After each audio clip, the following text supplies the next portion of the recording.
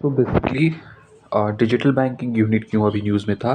तो digital banking unit जो है वो न्यूज़ में था क्योंकि डिजिटल बैंकिंग जो है उसको कंट्री के हर एक कोने-कोने में पहुँचाने के लिए, जो उसका बेनिफिट है उसको लोगों तक पहुँचाने के लिए अभी हाल ही में पीएम ने 75 डिजिटल बैंकिंग यूनिट्स जो हैं वो डेडिकेट किए हैं। ठीक है? कितने? 75 डिजिटल बैंकिंग यूनिट।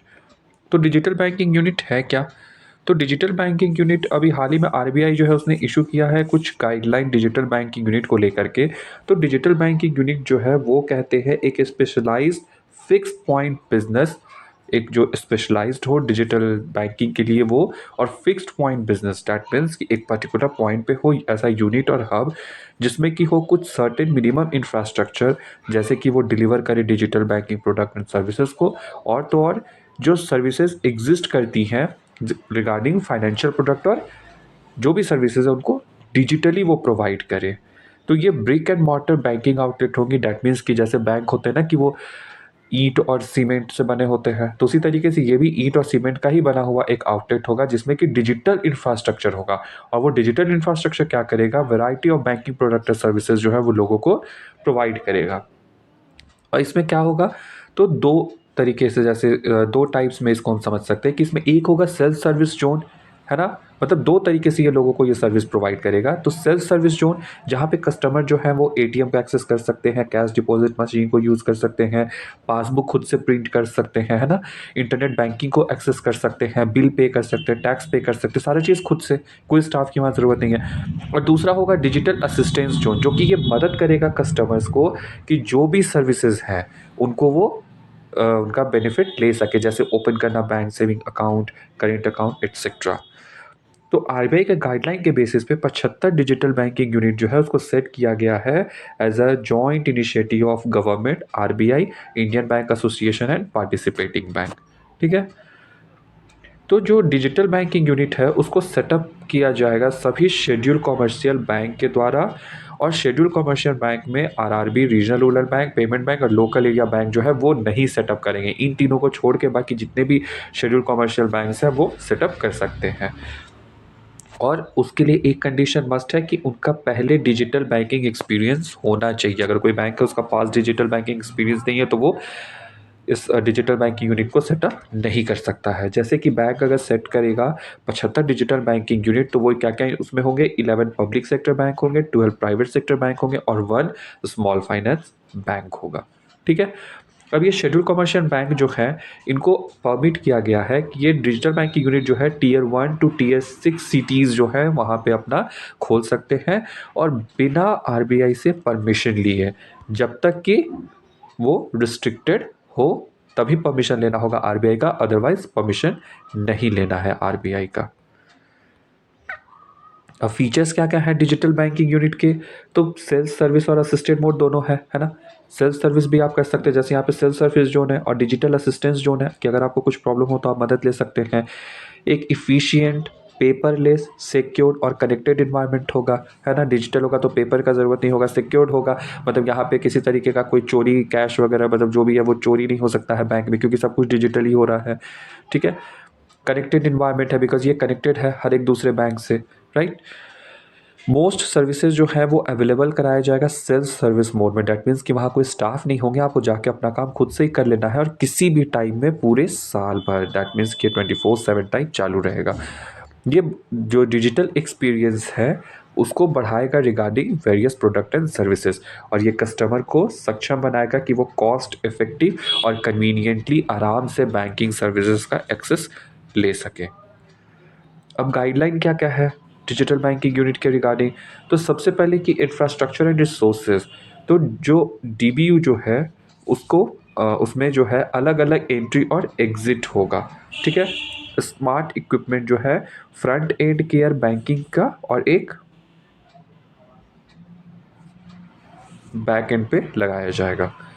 बैंक जो है वो साइबर सिक्योरिटी मेजर्स लेगा कंप्लीट सिक्योरिटी के लिए, ऑफर करेगा certain minimum digital banking product और सर्विसेज, दोनों ही लाइबिलिटीज़ पे और एसेट साइड पे प्रोवाइड करेगा hand on customer education, safe digital banking product and practices को। ठीक है? इंगेज करेगा डिजिटल बिजनेस फैसिलिटेटर और बिजनेस करस्पॉन्डेंट को भी, ताकि वो ज़्यादा से ज़्यादा डिजिटल बैंकिंग यूनिट को एक्सपैंड किया जा सके। यूज़ करेगा digital mechanism real time assistance के लिए, और जो भी कस्टमर के इश्यूज़ होंगे, कंसर्न होंगे, उसको एड्रेस करने के लिए रेगुलर मॉनिटर रिव्यू किया जाएगा, ताकि अचीव किया जा सके जो ऑब्जेक्टिव है एक्सपेंसन का, डिजिटल फाइनेंशियल सर्विस और फाइनेंशियल इंक्लूजन का। ठीक है। सिग्निफिकेंस क्या क्या है डीबीयू के, तो प्रमोट करेगा डिजिटल फाइनेंशियल लिटरेसी। क्यों? क्योंकि ये एक्ट करेगा डिजिटल फाइनेंशियल लिटरेसी सेंटर और सिंप्लीफिकेशन ऑफ बैंकिंग प्रोसीजर, ताकि बढ़ाया जा सके डिजिटल बैंकिंग के अडॉप्शन को। ऐसा अनुमान लगाया गया कि 540 मिलियन पीपल जो है इंडिया में, वो कभी भी डिजिटल पेमेंट किए ही नहीं हैं। फाइनेंशियल इंक्लूजन को इम्प्रूव करेगा। क्यों? क्योंकि ये डिजिटल बैंकिंग को ले जाएगा ऐसे एरिया में जहाँ पे कनेक्टिविटी नहीं है, डिजिटल एक्सेसिबिलिटी नहीं है। और वहाँ पे क्या होगा कि हैसल फ्री अकाउंट ओपनिंग होगा, बिना किसी इश्यूज़ के आप ओपन कर सकते हैं, इजी एक्सेस कर सकते हैं गवर्नमेंट स्कीम को।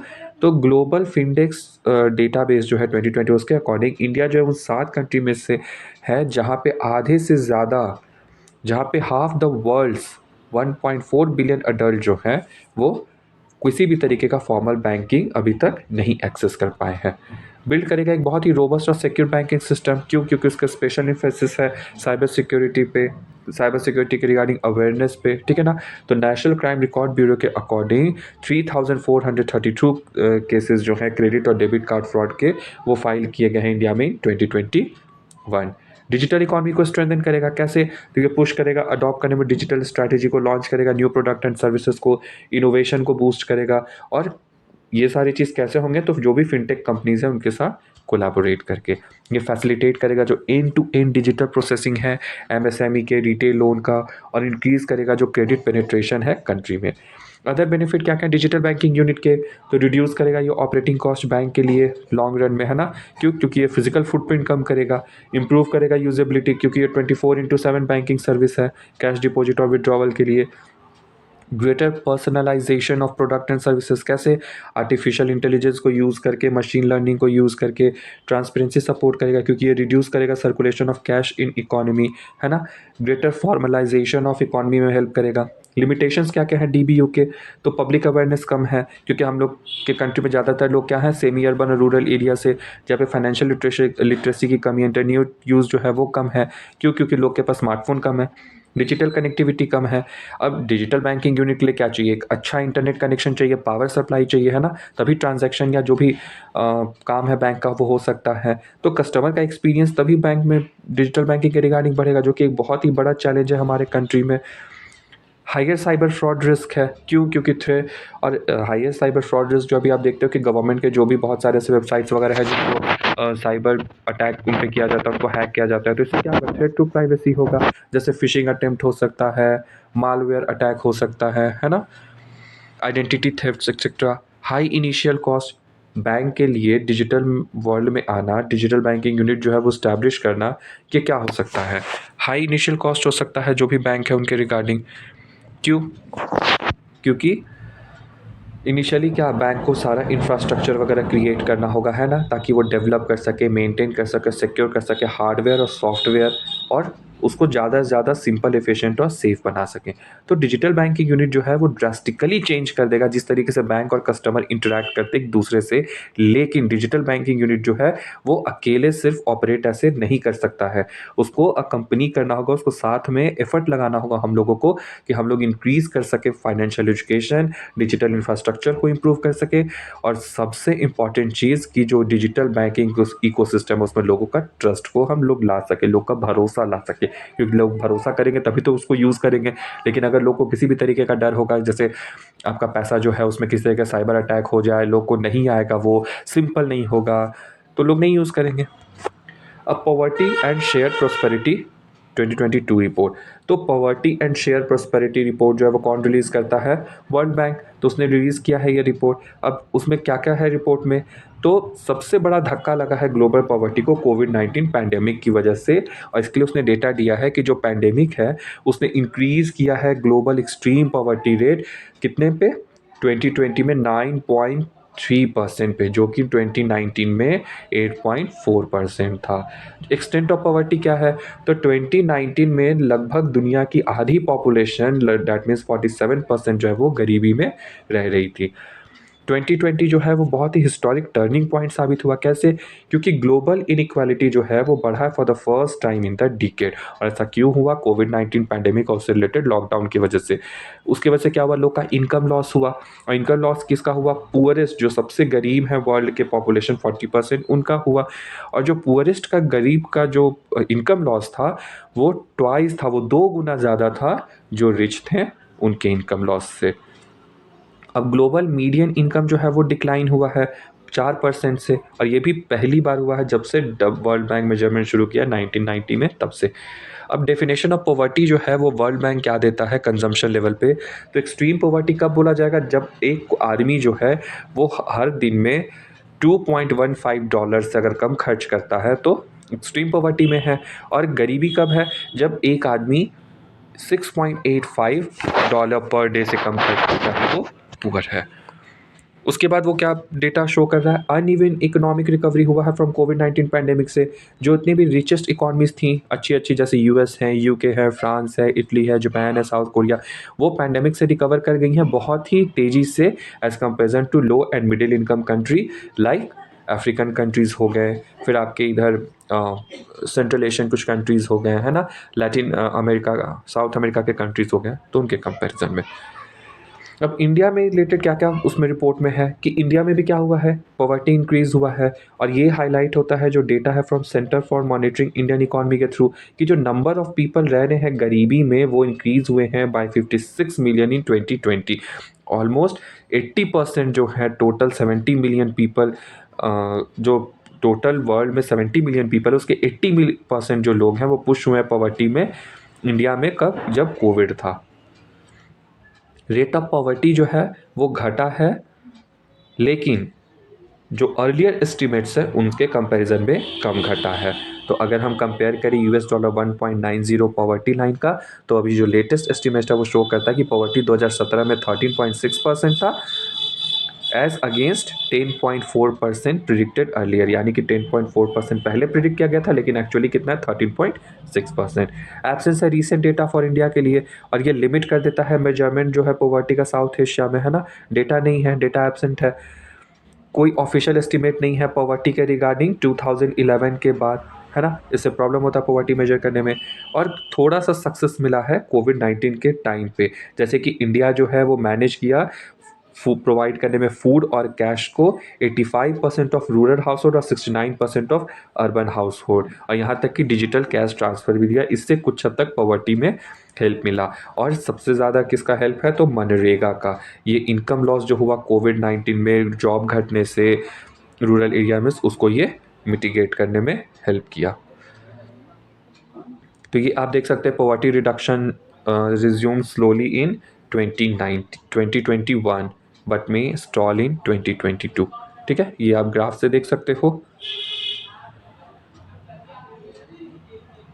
कि पॉवर्टी रिडक्शन जो है इस तरीके से पॉवर्टी रिड्यूस होते आ रहा था। लेकिन 2019 में क्या हुआ? 2019 तक कम हुआ, लेकिन 2019 के बाद क्या हुआ? 2020 में बढ़ गया, है ना? और 2020 में बढ़ने के बाद फिर 2021 से 2022 की तरफ ये ग्राफ नीचे आ रहा है। लेकिन इस ग्राफ को यहाँ होना चाहिए था, लेकिन अभी ग्राफ ऊपर है। डैट मीन्स कि पॉवर्टी क्या हुई है? इंक्रीज हुई है। अब पॉवर्टी एलिवेशन स्कीम्स क्या क्या है इंडिया में? तो हेल्थ एंड न्यूट्रिशन के रिगार्डिंग क्या है? आयुष्मान भारत है जिसमें यूनिवर्सल हेल्थ कवरेज है। प्रधानमंत्री मातृ वंदना योजना है प्रेग्नेंट और लैक्टेटिंग मदर्स के लिए। पोषण अभियान, अभी रिसेंटली पोषण 3.0 और लॉन्च किया गया। National food security act provide किया गया था 2013 में। और उससे रिलेटेड क्या है? पब्लिक डिस्ट्रीब्यूशन सिस्टम है जिसमें फ्री 3 रुपये, 2 रुपये और 1 रुपये में गेहूँ, चावल और जो मिलेट्स हैं वो प्रोवाइड किए जाते हैं, है ना? एम्प्लॉयमेंट और लाइवलीहुड से रिलेटेड क्या क्या स्कीम्स हैं? तो दीनदयाल अंत्योदय योजना, है ना? राष्ट्रीय जीविका मिशन जिसको बोलते हैं हम लोग, या राष्ट्रीय ग्रामीण जीविका मिशन, राष्ट्रीय शहरी Jeevika mission. Mahatma Gandhi national rural employment guarantee act है, एम्प्लॉयमेंट रूरल हाउस होल्ड को ये देता है। प्रधानमंत्री कौशल विकास योजना है जो कि स्किल सर्टिफिकेशन देता है, कुछ स्किल सिखाता है। सोशल सिक्योरिटी से रिलेटेड क्या क्या स्कीम्स हैं? तो प्रधानमंत्री जीवन ज्योति बीमा योजना है, जिसमें आपको इंश्योरेंस देता है ये 2 लाख रुपए का। प्रधानमंत्री सुरक्षा बीमा योजना है, इसमें रिस्क कवरेज होता है 2 लाख रुपीस का। प्रधानमंत्री श्रम योगी मानधन योजना है, ये सोशल सिक्योरिटी स्कीम है अनऑर्गेनाइज्ड वर्कर के लिए, है ना। एक तरीके का पेंशन स्कीम है, जिसमें पहले उन लोगों को 18 से लेकर के 40 साल तक पैसे जमा करने हैं, उसके बाद फिर सरकार 60 साल के बाद उनको पेंशन देगी। स्कीम क्या-क्या है, कोविड-19 जो इम्पैक्ट पड़ा कोविड-19 की वजह से उसको दूर करने के लिए, तो प्रधानमंत्री गरीब कल्याण योजना पैकेज है फूड के लिए, हेल्थ वर्कर के इंश्योरेंस के लिए। पीएम केयर्स जो है फंड, वो चिल्ड्रन के लिए कुछ स्कीम लेके आया, जैसे जो भी अनाथ बच्चे हैं उनका ध्यान रखने के लिए। PM street vendor Atmanirbhar Nidhi Svanidhi scheme आया, जिसमें छोटे-छोटे अमाउंट में लोन प्रोवाइड किए जाते हैं जो भी ठेले रेहड़ी वाले हैं उनको, है ना। अदर्स क्या है, तो अफोर्डेबल हाउसिंग प्रोवाइड कर रहा है सरकार प्रधानमंत्री आवास योजना के अंडर, जिसका क्या एम है, housing for all by 2022। Cooking fuel जो है वो प्रोवाइड किया जा रहा है किसके अंदर, प्रधानमंत्री उज्ज्वला योजना। अभी देखा आप लोगों ने कोविड के टाइम पे लेडीज़ और फीमेल्स को 500 रुपीज़ प्रोवाइड की गई थी उनके बैंक अकाउंट में, ताकि वो फ्यूल वगैरह खरीद सके, है ना, ताकि जो भी डिप्राइव्ड हाउस होल्ड है वंचित क्लीन कुकिंग फ्यूल प्रोवाइड किया जा सके। अब आगे क्या-क्या किया जा सकता है, तो जो स्पेंडिंग है उसको हम सब्सिडी से हटा करके यूज़ कर सकते हैं कि हम जो टारगेटेड हैं पुअर और वल्नरेबल ग्रुप उनको सपोर्ट कर सकें। जैसे कि प्रोग्राम है टारगेटेड कैश ट्रांसफ़र, ये ज़्यादा आसानी से गरीब और वल्नरेबल सेक्शन तक पहुंच सकता है एज़ कम्पेयर टू सब्सिडी, ठीक है। इंक्रीज़ कर सकते हैं हम पब्लिक इन्वेस्टमेंट, जो कि सपोर्ट करेगा लॉन्ग रन डेवलपमेंट में। जैसे अगर हम इन्वेस्टमेंट करें ह्यूमन कैपिटल, यंग पीपल में, या इन्वेस्टमेंट करें इंफ्रास्ट्रक्चर रिसर्च एंड डेवलपमेंट में, अगर हम पब्लिक इन्वेस्टमेंट को जो कि सपोर्ट कर रहा है लॉन्ग रन डेवलपमेंट को, जैसे कि इन्वेस्टमेंट किया जा सकता है ह्यूमन कैपिटल, यंग पीपल जो हैं, इन्वेस्टमेंट किया जाएगा इंफ्रास्ट्रक्चर रिसर्च एंड डेवलपमेंट में। फिर रिफॉर्म लाया जा सकता है फिस्कल पॉलिसी में, तो जो सक्सेसफुल फिस्कल रिफॉर्म है, जो भी पैंडेमिक से रिलेटेड लॉस हुए हैं उनको रीस्टोर करने के लिए उसको सपोर्ट किसका चाहिए, एक पावरफुल डोमेस्टिक कोalition का और तो और स्टेप्ड अप ग्लोबल कोऑपरेशन का, है ना। मोबिलाइज करना है रेवेन्यू विदाउट लोगों को हर्ट किए हुए। इसको कैसे किया जा सकता है, जैसे कि प्रॉपर्टी और कार्बन टैक्स लगा करके, है ना, और जो पर्सनल और कॉर्पोरेट इनकम टैक्सेस उसको प्रोग्रेसिव बना करके। जैसे जीएसटी जो है वो रिग्रेसिव टैक्स है, क्योंकि गरीब हो या अमीर हो सब पे सेम लगता है ना। लेकिन जो इनकम टैक्स होता है वो इनकम के अकॉर्डिंग होता है, तो इसलिए ये प्रोग्रेसिव टैक्स है। अब रीज़न क्या क्या है पॉवर्टी राइज होने के इंडिया में, तो सबसे पहला क्या है, इम्पैक्ट ऑफ कोविड-19। दूसरा, फूड और एनर्जी के प्राइस में जो महंगाई आई है बड़ी है, उसकी वजह से इंडिया में क्या है, इनफॉर्मल सेक्टर ज़्यादा है, ठीक है, तो हाई लेवल ऑफ इनफॉर्मेलिटी है, जिसकी वजह से क्या होता है, फिस्कल रिफॉर्म नहीं हो पाता है। लिमिटेड फिस्कल कैपेसिटी है इंडिया का, और वीक डिलीवरी सिस्टम है सोशल सिक्योरिटी स्कीम के रिगार्डिंग।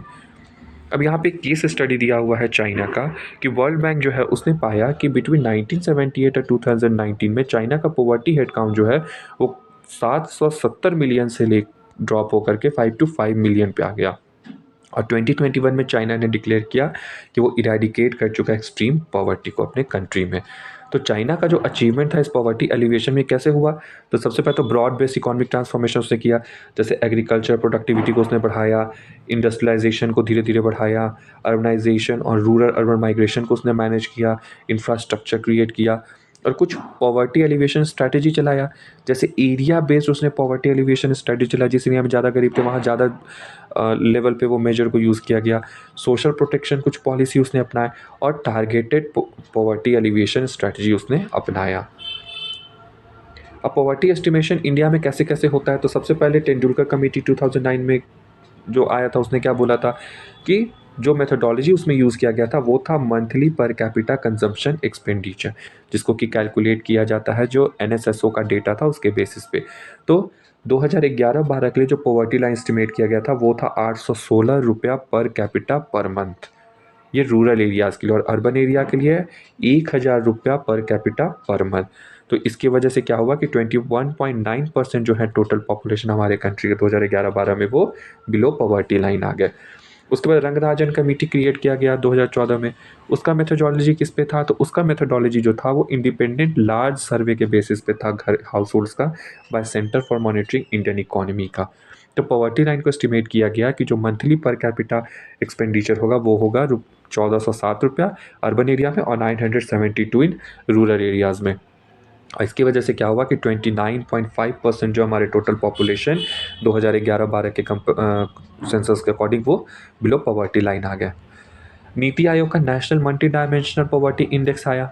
वो क्या वो तब मेथडोलॉजी यूज़ किया, तो नेशनल फैमिली हेल्थ सर्वे 4 जो था 2015-16 उसके डेटा को उसने यूज़ किया, जो कि कैप्चर करता है मल्टीपल डिप्रीवेशन जो भी हाउस होल्ड जो है वो फेस करते हैं, और mainly on 3 dimension of health, जिसमें इंक्लूड करता है न्यूट्रिशन, एजुकेशन और लिविंग स्टैंडर्ड के बेसिस पे। इसका फाइंडिंग क्या था कि 25.01% ऑफ इंडिया पॉपुलेशन जो है वो मल्टी डायमेंशनली पुअर है। अदर कमेटी क्या क्या है पॉवर्टी एस्टिमेशन के लिए, तो अलग कमेटी और लकड़ा वाला कमेटी। और आप कमेंट में बताइएगा कि अलग कमेटी और लकड़ा वाला कमेटी ने मेथोडोलॉजी में क्या यूज़ किया था। अब आते हैं नेक्स्ट न्यूज़ में, प्रधानमंत्री कौशल विकास योजना। तो ये क्यों न्यूज़ में था, क्योंकि अभी स्टैंडिंग कमेटी जो है लेबर, टेक्सटाइल और स्किल डेवलपमेंट पे, उसने हाल ही में एक रिपोर्ट सबमिट किया है इम्प्लीमेंटेशन ऑफ प्रधानमंत्री कौशल विकास योजना को लेकर के। तो प्रधानमंत्री कौशल विकास योजना है क्या, तो ये एक फ्लैगशिप स्कीम है ministry of skill development and entrepreneurship की, जिसको इम्प्लीमेंट कौन करता है, तो नेशनल स्किल डेवलपमेंट कॉरपोरेशन। और बेसिकली प्रधानमंत्री कौशल विकास योजना के 2 पार्ट हैं, 2 कंपोनेंट है, एक सेंट्रली स्पॉन्सर्ड और सेंट्रली मैनेज, यानी सेंटर ही पैसा देगा और सेंटर ही मैनेज करेगा। और इसको मैनेज कैसे होगा, इंप्लीमेंट कैसे होगा, तो नेशनल स्किल डेवलपमेंट कॉरपोरेशन के थ्रू। और दूसरा है सेंट्रल स्पॉन्सर, यानी पैसा तो सेंटर देगा लेकिन स्टेट मैनेज करेगा। और इसको कैसे इंप्लीमेंट किया जाएगा, तो स्टेट स्किल डेवलपमेंट मिशन या स्टेट गवर्नमेंट के थ्रू इसको इंप्लीमेंट किया जाएगा। ऑब्जेक्टिव क्या क्या है प्रधानमंत्री कौशल विकास योजना का, तो जो लार्ज नंबर ऑफ हमारे इंडियन यूथ हैं उनको सक्षम बनाना है कि उनके पास एक इंडस्ट्री रेलेवेंट स्किल ट्रेनिंग हो, जो कि मदद करे उनको एक बेटर लाइवलीहुड सिक्योर करने में, अचीव करने में। तो इंडिविजुअल ऐसे जिनके पास प्रियर पहले की कोई एक्सपीरियंस है और स्किल है, उनको का भी मूल्यांकन स्कीम के अंडर में किया जाएगा, उनको सर्टिफाई किया जाएगा under recognition of prior learning के थ्रू। तो स्कीम जो है वो प्रेजेंटली 3rd फेज़ में है, जिसको लॉन्च किया गया जनवरी 2021 में। सेवरल नए इनिशिएटिव्स जैसे कि customise crash course program for covid warrior, upskilling of weaver और artisans in traditional craft in Nagaland and Kashmir etcetera, ये सब प्रधानमंत्री कौशल विकास योजना 3.0 के अंडर में लॉन्च किया गया है। तो प्रधानमंत्री कौशल विकास योजना जो 3rd फेज़ है उसका क्या क्या प्राइम ऑब्जेक्टिव है, तो एक ऐसा इकोसिस्टम क्रिएट करना यूथ के लिए ताकि वो जो चॉइसेस लें वो अब सारे इंफॉर्मेशन के बेसिस पे लें कि किस फील्ड में उनको स्किल जो है वो गेन करना है। ये प्रोवाइड करेगा यूथ को सपोर्ट स्किल ट्रेनिंग के लिए और उनको सर्टिफिकेट भी देगा।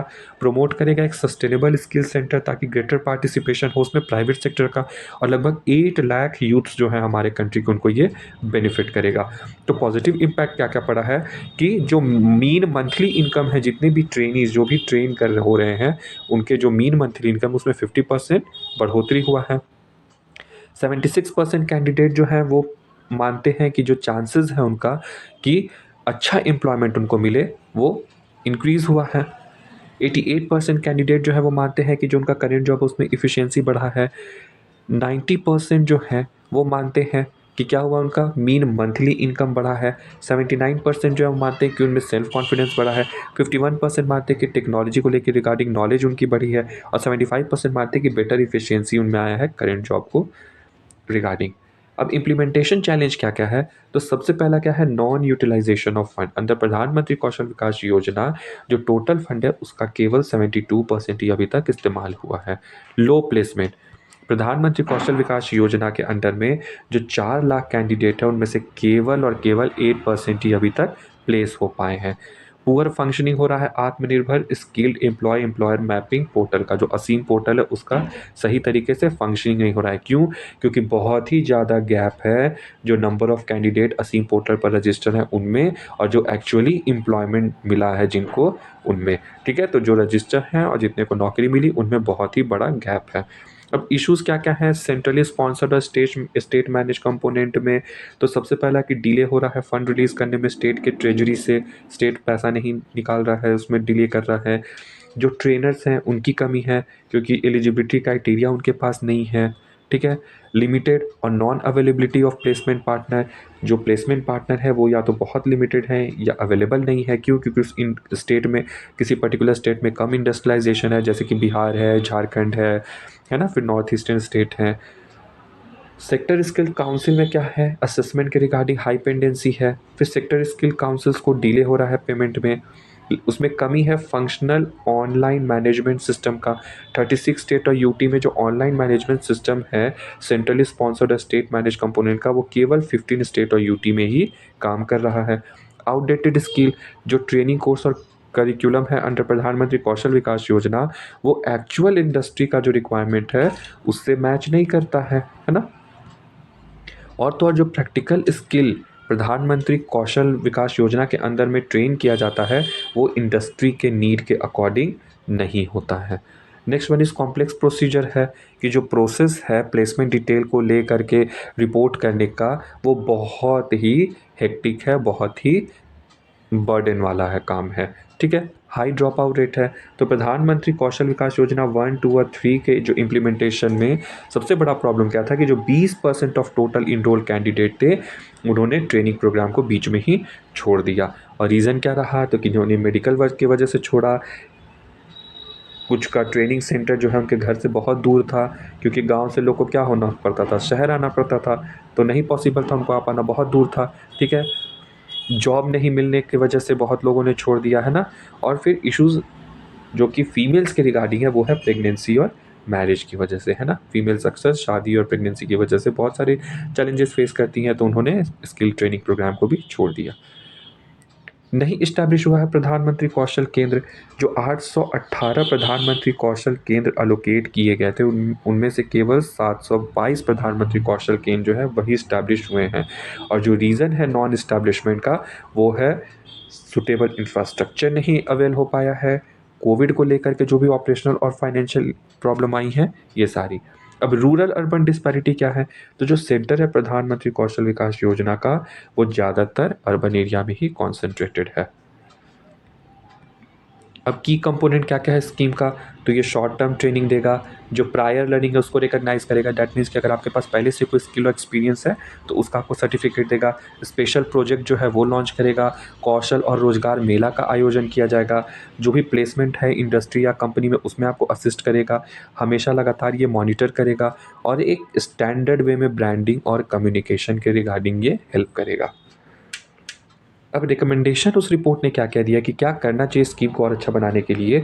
तो उसने बोला कि रेगुलर मॉनिटर करने के लिए और स्ट्रिक्टली फॉलो अप करने के लिए उन एक्शन को, ताकि इंश्योर हो अच्छे से फंड का यूटिलाइजेशन। उसके बाद इसने बोला है कि जो सर्टिफिकेशन प्रोग्राम है, जो भी सर्टिफिकेट दिया जाता है उस रिगार्डिंग में सर्टिफिकेशन प्रोसेस, उसको ज़्यादा ट्रांसपेरेंट और इफ़ेक्टिव बनाने के लिए, ताकि ये ज़्यादा से ज़्यादा प्रमोट करे सेल्फ एम्प्लॉयमेंट को और लोगों जो स्किल्ड कैंडिडेट हैं वो अच्छा वेजेस जो है वो पा सकें। बूस्ट करना है जो नंबर ऑफ एम्प्लॉयर है रजिस्टर्ड किस पे, असीम पोर्टल पे, क्योंकि जितना ज़्यादा असीम पोर्टल पे एम्प्लॉयर्स रजिस्टर होंगे उतना ज़्यादा लोगों को नौकरी मिलने के चांसेस बढ़ेंगे, है ना। तो उनको इनकरेज करना है कि वो इस पोर्टल का यूज़ करें और ज़्यादा से ज़्यादा स्किल्ड कैंडिडेट को एम्प्लॉयमेंट प्रोवाइड करें। क्लोजली मॉनिटर करना है परफॉर्मेंस ऑफ स्टेट को टाइमली और रेगुलर इंटरवेंशन पे।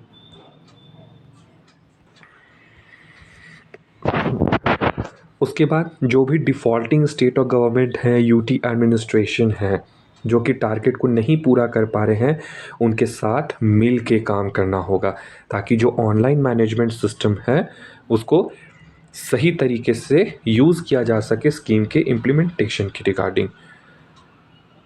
और वैसे एरियाज़ को आइडेंटिफाई करना है जहाँ पे मिनिस्ट्री जो है वो अच्छे तरीके से हस्तक्षेप कर सकती है और सपोर्ट प्रोवाइड कर सकती है, ताकि जो ड्रॉप आउट है वो कम हो सके।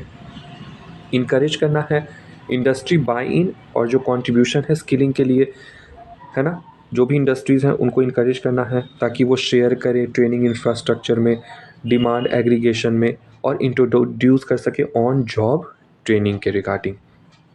जो कोर्स करिकुलम है उसमें फ्लेक्सिबिलिटी लाना है ना।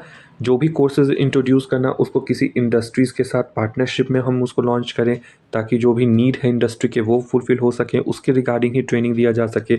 गवर्नमेंट मिनिस्ट्री डिपार्टमेंट जो है उसके साथ पार्टनरशिप में लॉन्च किया जाए और प्रमोट किया जाए अप्रेंटिसशिप अपॉर्चुनिटी कैंडिडेट के लिए। इनकरेज करना है इंडस्ट्री इस्टेब्लिशमेंट और अदर एम्प्लॉयज़ को कि वो पार्टिसिपेट करें रोज़गार मेला में और ऑफ़र करें एम्प्लॉयमेंट अपॉर्चुनिटी। और इंश्योर करना है कि जो टारगेटेड प्रधानमंत्री कौशल केंद्र हैं वो इस्टेब्लिश हो सके। तो next topic is draft coal logistic policy 2022। तो अभी हाल ही में जो मिनिस्ट्री ऑफ कोल है उसने फीडबैक मांगा है ड्राफ्ट कोल लॉजिस्टिक पॉलिसी पे। ड्राफ्ट कोल लॉजिस्टिक पॉलिसी है क्या? तो उस पॉलिसी का जो मेन एम है वो है कि आइडेंटिफाई किया जाए, इवैल्यूएट किया जाए और एलिमिनेट किया जाए जो गैप्स हैं, जो लूपहोल्स हैं एग्जिस्टिंग कोल इवैक्यूएशन इंफ्रास्ट्रक्चर में, और इन्वायरमेंट फ्रेंडली ट्रांसपोर्टेशन हो सके कोल का माइन से लेकर के जो एंड यूज़ प्लांट है वहाँ तक। तो कोल लॉजिस्टिक का क्या मतलब है कि ट्रांसपोर्ट करना कोल को उसके ओरिजिन से लेकर के, डैट मीन्स कि जहाँ उसको माइन किया जा रहा है वहाँ से लेकर के उसके डेस्टिनेशन तक, या तो सिंगल या multi modal mode of transportation से। Multi modal that means using roadways, railways, waterway etcetera. और ये इंक्लूड करता है storage, loading for the purpose of delivery to power plant, steel manufacturing etcetera. तो ऑब्जेक्टिव क्या क्या है ड्राफ्ट कोल लॉजिस्टिक पॉलिसी 2022 के? तो जो सबसे पहला ऑब्जेक्टिव है वो है कि इंश्योर करना है availability of adequate coal evacuation infrastructure. जो कोल को इवैक्यूएट करने के लिए जो इंफ्रास्ट्रक्चर बने हुए हैं, दैट मीन्स कि जहाँ पर कोल को ला करके रखा जाए या कोल को निकाला जाए, उसका प्रॉपर अवेलेबिलिटी को इंश्योर करना है। और जो टोटल लॉजिस्टिक कॉस्ट है उसको ऑप्टिमाइज़ करना है। प्रमोट करना है interconnected multi modal network of transport infrastructure. Interconnected जो मल्टी मॉडल नेटवर्क है ट्रांसपोर्ट इंफ्रास्ट्रक्चर को उसको प्रमोट करना है और ग्रीनर ट्रांसपोर्टेशन इनिशिएटिव को प्रमोट करना है। फिर प्रमोट करना है इंफॉर्मेशन और कम्युनिकेशन टेक्नोलॉजी है उसको अडॉप्ट करने के लिए इनोवेशन बूस्ट हो सके, एफिशिएंसी बूस्ट हो सके। और प्रमोट करना है इंक्लूसिविटी को एड्रेस करके जो नीड है लॉजिस्टिक सप्लाई और यूज़र साइड का, जो भी लॉजिस्टिक जो सप्लाई है उनके जो नीड हैं और जो यूज़र हैं उनके जो नीड है उनको एड्रेस करके इंक्लूसिविटी को प्रमोट करना है। तो जो विजन है ड्राफ्ट पॉलिसी का वो इन्विसाज करता है कि डेवलप करना है एक technologically enabled, integrated, cost efficient, resilient, sustainable और ट्रस्टेड लॉजिस्टिक इकोसिस्टम, ताकि एक्सेलरेटेड और इंक्लूसिव ग्रोथ हो सके कोल सेक्टर का। कोल विजन 2030 के अकॉर्डिंग, जो कि कोल इंडिया के द्वारा कमीशन किया गया था 2017 में, वो बोलता है कि डोमेस्टिक कोल डिमांड जो है वो लगभग 1300 टू 1900 मेट्रिक टन होगा 2030 तक। 2030 तक जाकर के कोल का डिमांड इतना बढ़ जाएगा। अब पॉलिसी स्ट्रेटजीज़ क्या क्या हैं इम्प्रूव करने के लिए कोल सेक्टर, कोल लॉजिस्टिक सेक्टर को? तो सबसे पहले स्मार्ट कोल लॉजिस्टिक कॉरिडोर बनाया गया है ना। क्या क्या पॉलिसी स्ट्रेटजीज़ हैं जिसको लेने का ज़रूरत है ताकि इम्प्रूव किया जा सके कोल लॉजिस्टिक सेक्टर को? तो सबसे पहले ज़रूरत है स्मार्ट कोल लॉजिस्टिक कॉरिडोर बनाने का। इसको ज़रूरत है इस्टेब्लिश करने का ताकि ये इंश्योर करे एक कंप्लीट ओवरसाइट कोल के एक एक टन पे, माइन से लेकर के कंजम्पशन प्लांट तक। और ये जो स्मार्ट कोल लॉजिस्टिक कॉरिडोर होंगे इनको डिफ़ाइन किया जाएगा as a technology enabled coal logistic chain, जो कि प्रोवाइड करेगा real time information regarding coal logistic process from mine to destination. Mine से लेकर डेस्टिनेशन तक रियल टाइम इंफॉर्मेशन देगा ये लॉजिस्टिक प्रोसेस का। Multi modal network of transport इनो को बूस्ट करने का ज़रूरत है। ये पॉलिसी जो प्रपोज करता है कि ये फॉर्मुलेट करेगा एक multi modal integrated national coal evacuation plan, और एक टेक्निकल सपोर्ट यूनिट और एक इंटर मिनिस्ट्रियल कमेटी जो है वो भी सेटअप किया जाएगा ताकि इस प्लान को फॉर्मुलेट किया जा सके। राइट्स ऑफ वे क्या है? तो राइट्स ऑफ वे जो है रेल और रोड का, और जो फर्स्ट माइल इवैक्यूएशन है उसको प्लान किया गया है as part of the mine allocation process. जब माइल को एलोकेट किया जाएगा उस टाइम पे ही इन सारी चीज़ों का ध्यान रखा जाएगा। ग्रीन ट्रांसपोर्टेशन इनिशिएटिव, ज़रूरी है कि हम शिफ्ट करें, फोकस करें किस पे? शिफ्ट पे, कन्वेयर पे, रेलवे पे और वाटरवे पे, रोड ट्रांसपोर्टेशन से, क्योंकि रोड ट्रांसपोर्टेशन से क्या हो रहा है? पॉल्यूशन ज़्यादा हो रहा है, ग्रीन हाउस गैस ज़्यादा एमिट हो रही हैं। डेटा ड्रिवन सिस्टम बनाने का ज़रूरत है। उससे क्या होगा कि जो लॉजिस्टिक इकोसिस्टम है उसको मॉनिटर किया जा सकेगा, उसका एफिशिएंसी बढ़ेगा। रेलवे टैरिफ को रैशनलाइज करना है। रेलवे टैरिफ जो है वो फर्स्ट और लास्ट माइल कनेक्टिविटी के लिए ज़रूरी है। अगर हम रैशनलाइज करते हैं रेलवे टैरिफ को तो, और किससे कनेक्ट करेगा वो, पोर्ट से, जो उसका कनेक्टिविटी है उसको और ज़्यादा वो इन्हांस करेगा। अदर इनिशिएटिव क्या क्या लिया जा सकता है, तो कॉमन यूज़र फैसिलिटी, जैसे कि रेलवे साइडिंग जहाँ पे 2 से 3 माइल क्लोज होंगे एक दूसरे से। कन्वेयर जो है उसके नीड का जो नीड है उसको हम यूज़ कर सकते हैं ताकि प्रमोट किया जाए, है ना, और वो काफ़ी इकोनॉमिकल होगा।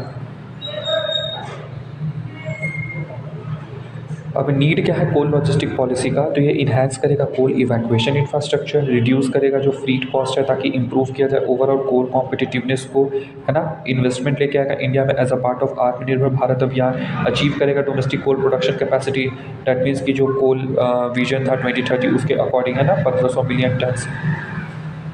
अब कोल ट्रांसपोर्टेशन क्या है इंडिया में, उसको लेकर के इन्फॉर्मेशन है कि कोल इवैक्यूएशन इंफ्रास्ट्रक्चर जो है वो टिपिकली कॉम्प्रोमाइज़ करता है ये 3 लॉजिस्टिक सेगमेंट को, ठीक है ना। ये 3 लॉजिस्टिक सेगमेंट मिलकर बनाते हैं coal evacuation infrastructure. First mile logistic, trunk mile logistic और लास्ट माइल लॉजिस्टिक्स। तो जो इम्पॉर्टेंट मोड ऑफ ट्रांसपोर्ट है कोल के वो है rail, road and rail cum sea route and captive mode such as merry go round, है ना, और कन्वेयर बेल्ट रोपवे, राइट। तो यहाँ पे यूज़ दिया हुआ सबसे ज़्यादा किसका यूज़ होता है कोल के लिए, रेल का 46%, देन रोड 33%, देन मेरी गो राउंड 15%, है ना। उसके बाद बेल्ट का यूज़ होता है 5%, अदर 1%। अब चैलेंजेस क्या क्या कोल इवैक्यूएशन में, तो lack of investment infrastructure building के लिए लॉजिस्टिक के रिगार्डिंग, है ना। वैगन्स और कंजेशन जो उसका नॉन अवेलेबिलिटी है रेल नेटवर्क पे। लिमिटेड कोल ट्रांसपोर्टेशन होता है ऑल्टरनेट ट्रांसपोर्टेशन मॉडल से, है ना, दैट मीन्स वाटरवेज और जो भी अदर मीन्स ऑफ ट्रांसपोर्ट हैं जैसे मेरी गो राउंड, कन्वेयर बेल्ट, उससे। लॉजिस्टिक प्लानिंग जो है मल्टी मॉडल ट्रांसपोर्ट में वो बहुत ही कम है ना। फिर हायर कोल लॉजिस्टिक कॉस्ट है जिसकी वजह से ये प्रॉब्लम होता है, ठीक है ना। उसके बाद देखते हैं वे फॉरवर्ड कैसे हम इसको और इम्प्रूव कर सकते हैं। तो हम लोग को फोकस करने की ज़रूरत है कोल गैसिफिकेशन पे। ये क्या करेगा कि जो लॉजिस्टिक कॉस्ट है उसको सिग्निफिकेंटली रिड्यूस करेगा और जो ओवरऑल प्रॉफिटेबिलिटी है और वायबिलिटी है प्रोजेक्ट का उसको इंक्रीज़ करेगा अगर हम कोल को गैस में कन्वर्ट कर दें तो। नेक्स्ट है कि इम्प्रूव करें हम ट्रांसपोर्ट इंफ्रास्ट्रक्चर को सुधारें, है ना। कैसे, पीपी से रीस्ट्रक्चर करें रेलवे नेटवर्क को। जो कोल बियरिंग एरिया है, जितने भी कोल जहाँ जहाँ पे पाए जाते हैं उन एरिया को अगर हम रेलवे से कनेक्ट करें, पोर्ट की कैपेसिटी को इंक्रीज़ करें, इवैक्यूएशन इफिशिएंसी को इंक्रीज़ करें, है ना। जो एग्जिस्टिंग कैपेसिटी है अभी पोर्ट का उसको हम बढ़ाएं, रिसर्च और एक्सप्लोर करें हम, है ना। रिसर्च और एक्सप्लोरेशन को हम ज़्यादा से ज़्यादा प्रोमोट करें ताकि जो modern underground mass production technology है उसको हम यूज़ कर सकें लैंड एक्विजिशन रिलेटेड इश्यूज़ को टैकल करने के लिए। जितने भी स्टेक होल्डर हैं उनको हम इंगेज करें, जैसे Indian railway, port authority, industry, इन सबको ज़रूरत है कि ये एक साथ मिल करके काम करें ताकि इंफ्रास्ट्रक्चर फैसिलिटीज़ जो है उसको डेवलप किया जा सके, है ना। फिर डेडिकेट करें हम प्राइवेट लाइन, जैसे लॉजिस्टिक अवेलेबिलिटी और कोऑर्डिनेशन जो है वो एक डेडिकेटेड प्राइवेट लाइन का उसमें ज़रूरत है ना, ताकि जो फ्यूचर माइनिंग कैपेसिटी है वहाँ पे हम रेलवे वगैरह को ले जा सकें अच्छे से। अब क्या क्या इनिशिएटिव्स लिए गए हैं इंप्रूव करने के लिए कोल लॉजिस्टिक को, तो सबसे पहला फ्लीट ऑपरेशन इंफॉर्मेशन सिस्टम। ये मदद करेगा मॉनिटर करने में मूवमेंट ऑफ फ्लीट ट्रेन, है ना, और तो और कैलकुलेट करेगा फ्लीट और अदर चार्ज को भी। तो जो centre for railway information system है वो ऑफर करता है फ्लीट बिजनेस डेटा इंटीग्रेशन, किसके लिए, फ्राइट ऑपरेशन इंफॉर्मेशन सिस्टम के लिए, और जो कि यूज़ किया जाएगा कस्टमर के द्वारा ताकि वो इंटीग्रेट कर सके अपने इंटरनल एमआईएस नेटवर्क को। पीएम गति शक्ति अभी हाल ही में प्राइम मिनिस्टर ने लॉन्च किया था, पीएम गति शक्ति स्कीम, है ना। तो ये प्लान जो है ये जो भी इंटरवेंशंस लिए जाएंगे लॉजिस्टिक कॉस्ट को रिड्यूस करने के लिए उस पर यह मतलब जो उसमें सही तरीके से इंटरवीन करेगा, हस्तक्षेप करेगा ताकि कोल को इवैक्यूएट किया जा सके अच्छे से और कोल सेक्टर में इफिशियंसी लाया जा सके। अब नेक्स्ट है क्या, वन नेशन वन फर्टिलाइज़र। तो अभी हाल ही में मिनिस्ट्री ऑफ केमिकल और फर्टिलाइजर जो उन्होंने लॉन्च किया प्रधानमंत्री भारतीय जन उर्वरक परियोजना, जिसको कि हम बोलते हैं one nation one fertiliser scheme. अब स्कीम के बारे में जानते हैं। तो ये स्कीम का मकसद है कि जो मार्केटिंग फर्टिलाइज़र है, जो फर्टिलाइज़र्स बेचे जाते हैं हमारे देश में, उसको एक brand name that is Bharat के नाम से ही बेचा जाएगा, ठीक है। अलग अलग पहले कंपनी के अलग अलग नाम होते थे लेकिन अब सभी फर्टिलाइज़र्स के क्या नाम होंगे, भारत। तो इस स्कीम के अंडर में जितने भी सब्सिडाइज सॉइल न्यूट्रिएंट है, चाहे वो यूरिया हो, डाईअमोनियम फॉस्फेट हो या म्यूरेट ऑफ पोटाश हो, एनपीके हो, इन सब को बेचा जाएगा एक सिंगल ब्रांड नेम भारत के अंदर में। एक यूनिफॉर्म डिज़ाइन सभी जो बैग्स होंगे पूरे कंट्री में, जो यूरिया और ये फर्टिलाइज़र्स के जो बैग होंगे वो सेम साइज़ के होंगे। उनमें भारत यूरिया, भारत डैप या भारत एमओपी लिखा हुआ होगा या भारत एनपीके, ठीक है ना? भारत के नाम से वो बेचे जाएँगे और ये एप्लीकेबल होगा सभी फर्टिलाइज़र कंपनी पे, स्ट्रेट ट्रेडिंग एंटिटीज़ पे और फर्टिलाइज़र मार्केटिंग एंटिटीज़ पे। स्कीम ये भी आउटलाइन करता है कि जो पैकेजिंग होगा इन फर्टिलाइजर्स कंपनीज के थ्रू, उसके रिगार्डिंग कुछ स्पेसिफिकेशंस। तो जो न्यू भारत ब्रांड नेम है और प्रधानमंत्री भारतीय जन उर्वरक परियोजना, ये लोगो जो है ये कवर करेगा 2/3 of the front of fertiliser packet. That means कि अगर कोई बोरा है तो उसका लगभग 2/3 जो पार्ट है उसमें भारत ब्रांड नेम और पीएम बीजेपी जो है वो लोगो लिखा हुआ रहेगा, ठीक है ना? और जो मैन्युफैक्चरिंग ब्रांड है वो भी अपना डिस्प्ले कर सकते हैं, नाम और लोगो और अदर इन्फॉर्मेशन, ये जो बचा हुआ 1/3 स्पेस है इसमें। अब इंडिया में फर्टिलाइज़र्स के रिगार्डिंग हम इन्फॉर्मेशन जानते हैं, तो फर्टिलाइज़र जो है वो बहुत ही इंपॉर्टेंट रोल प्ले करता है एग्रीकल्चर प्रोडक्शन में, है ना? वाइटल न्यूट्रिएंट प्रोवाइड करता है क्रॉप को और इंक्रीज़ हो रहा है इसका डिमांड में दिन ब दिन। तो 3 बेसिक टाइप के जो फर्टिलाइज़र यूज़ किए जाते हैं वो हैं urea, diammonium phosphate and muriate of potash. तो सबसे ज़्यादा प्रोड्यूस यूरिया होता है 86%, सबसे ज़्यादा कंज्यूम भी यूरिया होता है 74% और सबसे ज़्यादा इम्पोर्ट भी यूरिया को किया जाता है 52%। तो जो फर्टिलाइजर इंडस्ट्री है वो फॉर्म करता है पार्ट ऑफ 8 कोर इंडस्ट्रीज़ का, ठीक है ना? और इंडियन फर्टिलाइजर मार्केट जो उसको प्रोजेक्ट किया जा रहा है कि वो रजिस्टर करेगा जो क्यूमुलेटिव ग्रोथ रेट है वो 11.9% का during the period of 2022 to 2027। अब गवर्नमेंट डिसाइड करता है कि क्या मैन्युफैक्चरर्स जो हैं वो सेल कर सकते हैं product under fertiliser movement control order 1973 के अंडर या नहीं, under the essential commodities act 1955। और गवर्नमेंट जो है वो प्रोवाइड करता है subsidy to various fertiliser under the different schemes. तो अब इसके रिलेटेड एक न्यूज़ है कि प्रधानमंत्री किसान समृद्धि केंद्र क्या है। तो गवर्नमेंट जो है उसने प्लान किया है कि वो ओपन करेगा लगभग 3,25,000 fertiliser shops across the country as Pradhan Mantri Kisan समृद्धि केंद्र के तौर पे, और ये किसके अंडर में होगा? Ministry of chemical and fertiliser के अंडर में। ये जो प्रधानमंत्री किसान समृद्धि केंद्र होगा वो क्या करेगा? तो जो बहुत सारी ज़रूरतें हैं फार्मर की उनको पूरा करने में मदद करेगा। जैसे ये प्रोवाइड करेगा एग्री इनपुट, फर्टिलाइजर, सीड, जो भी इम्प्लीमेंट्स चाहिए वो, है ना? टेस्टिंग फैसिलिटी होगा यहाँ पे, किसके लिए? ये सॉइल को चेक करेगा, बीज को करेगा, फर्टिलाइजर्स को करेगा, फार्मर्स के बीच में जागरूकता ये फैलाएगा और ये प्रोवाइड करेगा various information on government scheme regarding agriculture. तो कैबिनेट ने अप्रूव किया है न्यूट्रिएंट बेस्ड सब्सिडी रेट बहुत सारे अलग अलग जो न्यूट्रिएंट है उसके रिगार्डिंग, जैसे कि nitrogen, phosphorus, potash and sulphur. और जो फॉस्फेटिक एंड पोटाशिक फर्टिलाइज़र है उसके लिए भी 2022-2023 राबी सीजन के लिए।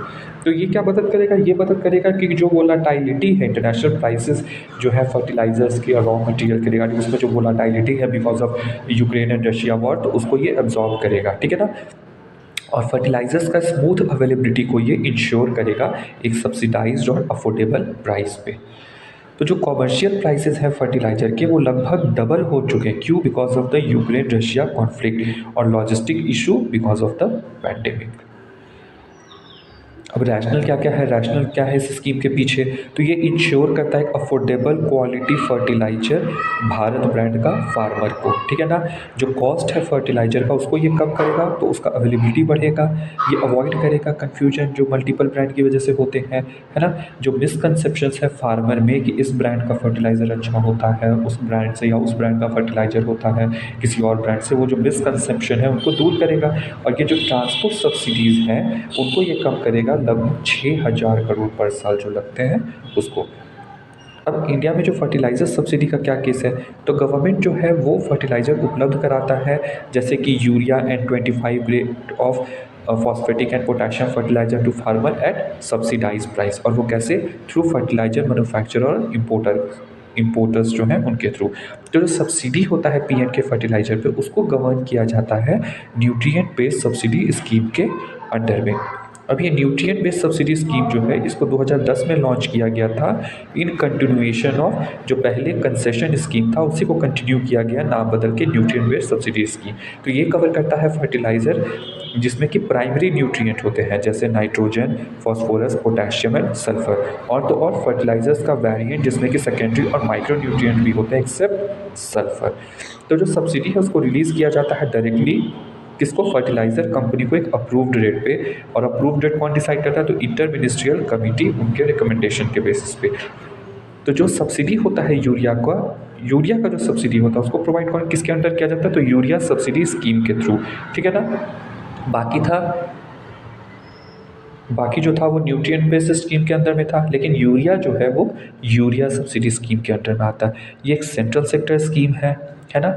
और इसमें फार्मर्स को यूरिया जो है वो प्रोवाइड किया जाता है एक स्टैट्यूटरीली नोटिफाइड एमआरपी के, ठीक है ना, जो कि normal supply and demand based जो मार्केट रेट होता है उससे कम होता है। और जो डिफरेंस होता है इन दोनों के बीच में, डिलीवर जो फर्टिलाइज़र जिस रेट पे उपलब्ध कराया जा रहा है और जो उसका मार्केट रेट है, वो as a subsidy urea manufacturer को या इंपोर्टर को गवर्नमेंट ऑफ इंडिया दे देती है।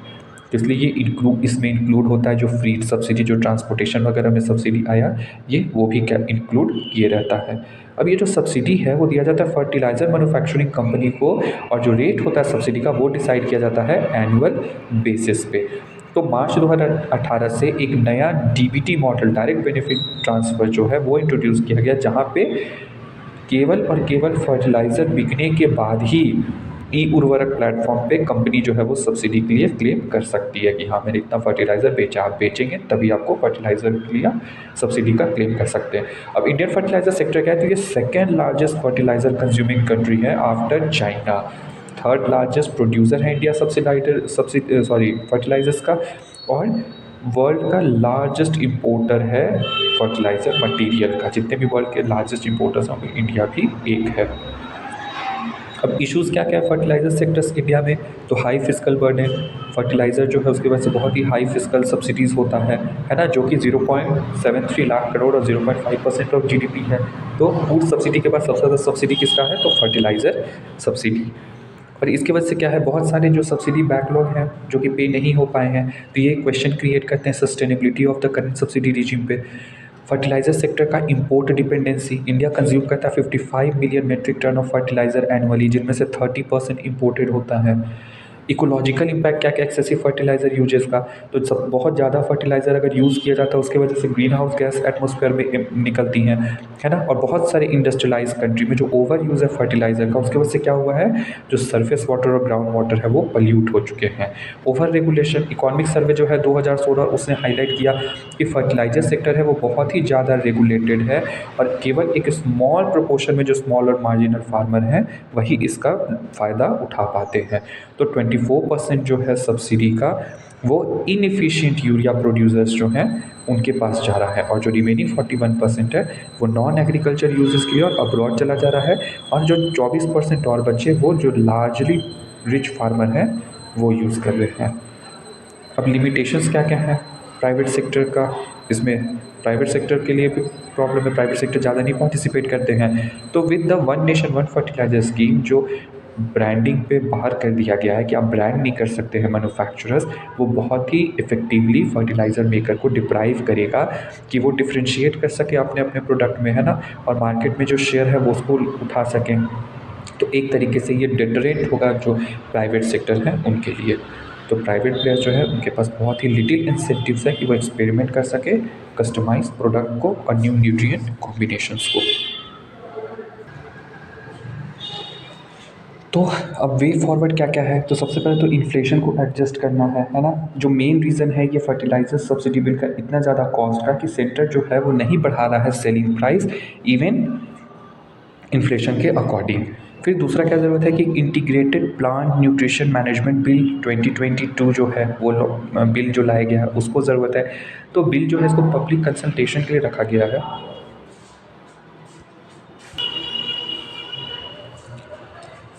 तो integrated plant nutrition management bill को पब्लिक कंसल्टेशन के लिए रखा गया है, जो कि क्या करना चाहता है, रेगुलेट करेगा प्राइस को, मूवमेंट, डिस्ट्रीब्यूशन, इंपोर्ट और स्टोरेज ऑफ फर्टिलाइज़र को, है ना, ताकि उसका बैलेंस्ड यूज़ हो सके कंट्री में। फार्मर में अवेयरनेस क्रिएट करने का ज़रूरत है ताकि फर्टिलाइज़र का बैलेंस्ड यूज़ का जो बेनिफिट है उसको वो जान सके और एक्सेसिव यूज़ ना करे।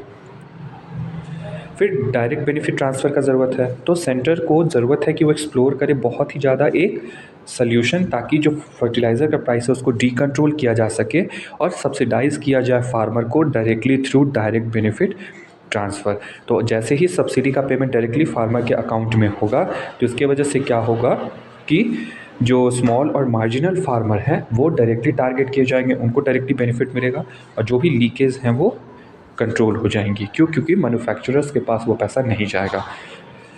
और ये सेंटर का जो ऑब्जेक्टिव है कि फार्मर को अवेयर किया जाए regarding the subsidy element in fertiliser, ये डायरेक्टली पॉसिबल हो सकता है।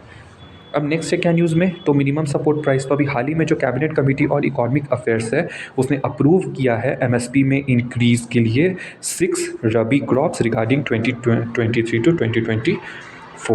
तो और क्या था न्यूज़ में कि ये जो एमएसपी का दाम को बढ़ाया गया है, ये बढ़ाया गया है as per the union budget 2018-2019 announcement, जिसमें बोला गया था कि फ़िक्स किया जाएगा एमएसपी को at the level of at least 1.5 time. और किसका? तो all India weighted average cost of production, जो all India weighted average cost of production है उसका 1.5 गुना करना है एमएसपी को, तो उसी के रिगार्डिंग इसको बढ़ाया गया है। तो जो मैक्सिमम रेट ऑफ रिटर्न है करंट एमएसपी पे वो 104% है, किसके लिए? रेपसीड और मस्टर्ड के लिए, और 100% है वीट के लिए, और 85% है फॉर लेंटिल्स। तो जो एमएसपी अभी सरकार देती है तो उसमें किसानों को कितना फ़ायदा होता है, किसान के पास कितना जो है वो रेट ऑफ रिटर्न आता है, तो वो ये उसका परसेंटेज है। तो जो लार्जर इंक्रीज़ किया गया है एमएसपी में मस्टर्ड और रेपसीड का, उसके वजह से क्या होगा कि ये क्रॉप का डाइवर्जन होगा कुछ एरियाज़ में वीट से ऑयल सीड्स की तरफ। तो अब सिग्निफिकेंस क्या क्या है एमएसपी के, तो सबसे पहला कि प्रोक्योरमेंट, इसको खरीदा, सरकार जो है वो क्या करता है, इससे खरीदता है किसानों से एमएसपी के अंडर में, है ना। तो उसके लिए वो खरीदता है तो वो क्या करता है, उसको पब्लिक डिस्ट्रीब्यूशन सिस्टम के थ्रू गरीबों को जो खाना दिया जाता है पीडीएस स्कीम के अंडर में जो अनाज उपलब्ध कराया जाता है, तो उसके लिए काम आता है ना। बफर स्टॉक मेंटेन करता है, और किसके लिए ज़रूरी है? तो फूड सिक्योरिटी के लिए ज़रूरी है। ये सपोर्ट करता है फार्मर को डिस्ट्रेस से लेट सीवियरली लो प्राइस, है ना। अगर प्राइस बहुत ही कम हो जाएगा तो फार्मर को बिल्कुल भी फ़ायदा नहीं होगा, मजबूरी में बेचना पड़ेगा उनको कम दाम में, उससे किसानों को ये बचाता है। ये इंसेंटिवाइज़ करता है किसानों को कि वो अलग अलग तरीके के जो अनाज हैं वो उगाएं, जैसे कि राइस और वीट को छोड़ करके बाकी कुछ भी उगाएं वो, है ना। तो इंडिया जो है वो स्टेपल फूड ग्रेन से वंचित ना रहे। मतलब अगर किसान जो है, मान लीजिए चावल और गेहूं के दाम जो हैं वो सस्ते हो गए तो किसान ज़्यादा से ज़्यादा ऑयल सीड या दूसरे क्रॉप उगाना शुरू कर देंगे, ठीक है ना। या मान लीजिए कि अगर दाल के दाम कम हो गए, दाल बहुत ज़्यादा उगा उपज हुई उसकी, तो उसके दाम कम हो जाएंगे तो लोग दाल उगाना ज़्यादा शुरू कर देंगे, तो दूसरे अनाजों की कमी हो जाएगी। तो उसको मेंटेन रखने के लिए कि इंडिया में उसकी कमी ना हो, इसके रिगार्डिंग एमएसपी बहुत ही यूज़फुल है। ये मदद करता है गवर्नमेंट को कि कंट्रोल करे जो ग्रोथ ऑफ क्रॉप है जो कि लो है प्रोडक्शन में, है ना। मान लीजिए अगर किसी अनाज का प्रोडक्शन कम हो रहा है तो उसको वो ज़्यादा किसान उपजाए ताकि उनको उसमें एमएसपी पे वो सरकार खरीद रहा है। उसके बाद ये फार्मर उसको बचाता है प्राइस फ्लक्चुएशन से, जो कि मार्केट इकॉनमी के वजह से होते हैं। और ये इनकरेज करता है ज़्यादा से ज़्यादा इन्वेस्टमेंट और प्रोडक्शन ऑफ एग्रीकल्चर कमोडिटीज़। तो एमएसपी है क्या? तो MSP basically price support mechanism है जो कि एक्ट करता है एज अ सेफ्टी नेट, किसानों को जो दिया जाता है। कैसे? तो ये इंश्योर करता है, ये सुनिश्चित करता है गारंटेड प्राइस और एक अश्योर्ड मार्केट उनके प्रोडक्ट के लिए। तो जो एमएसपी बेस्ड प्रोक्योरमेंट सिस्टम है इसका मकसद है कि क्रॉप्स को प्राइस फ्लक्चुएशन से बचाना, जो कि बहुत ही अनवांटेड फैक्टर्स की वजह से होते हैं, जैसे कि monsoon, information asymmetry. MSP system जो है वो स्टार्ट हुआ था 1966-67 में गेहूं के लिए, और उसके बाद उसको फर्दर एक्सपेंड किया गया और उसमें दूसरे फूड क्रॉप्स जो है उनको भी इंक्लूड किया गया, है ना। और उसके बाद उसको गरीबों में सब्सिडाइज रेट पे अंडर पीडीएस बेचा जाता है।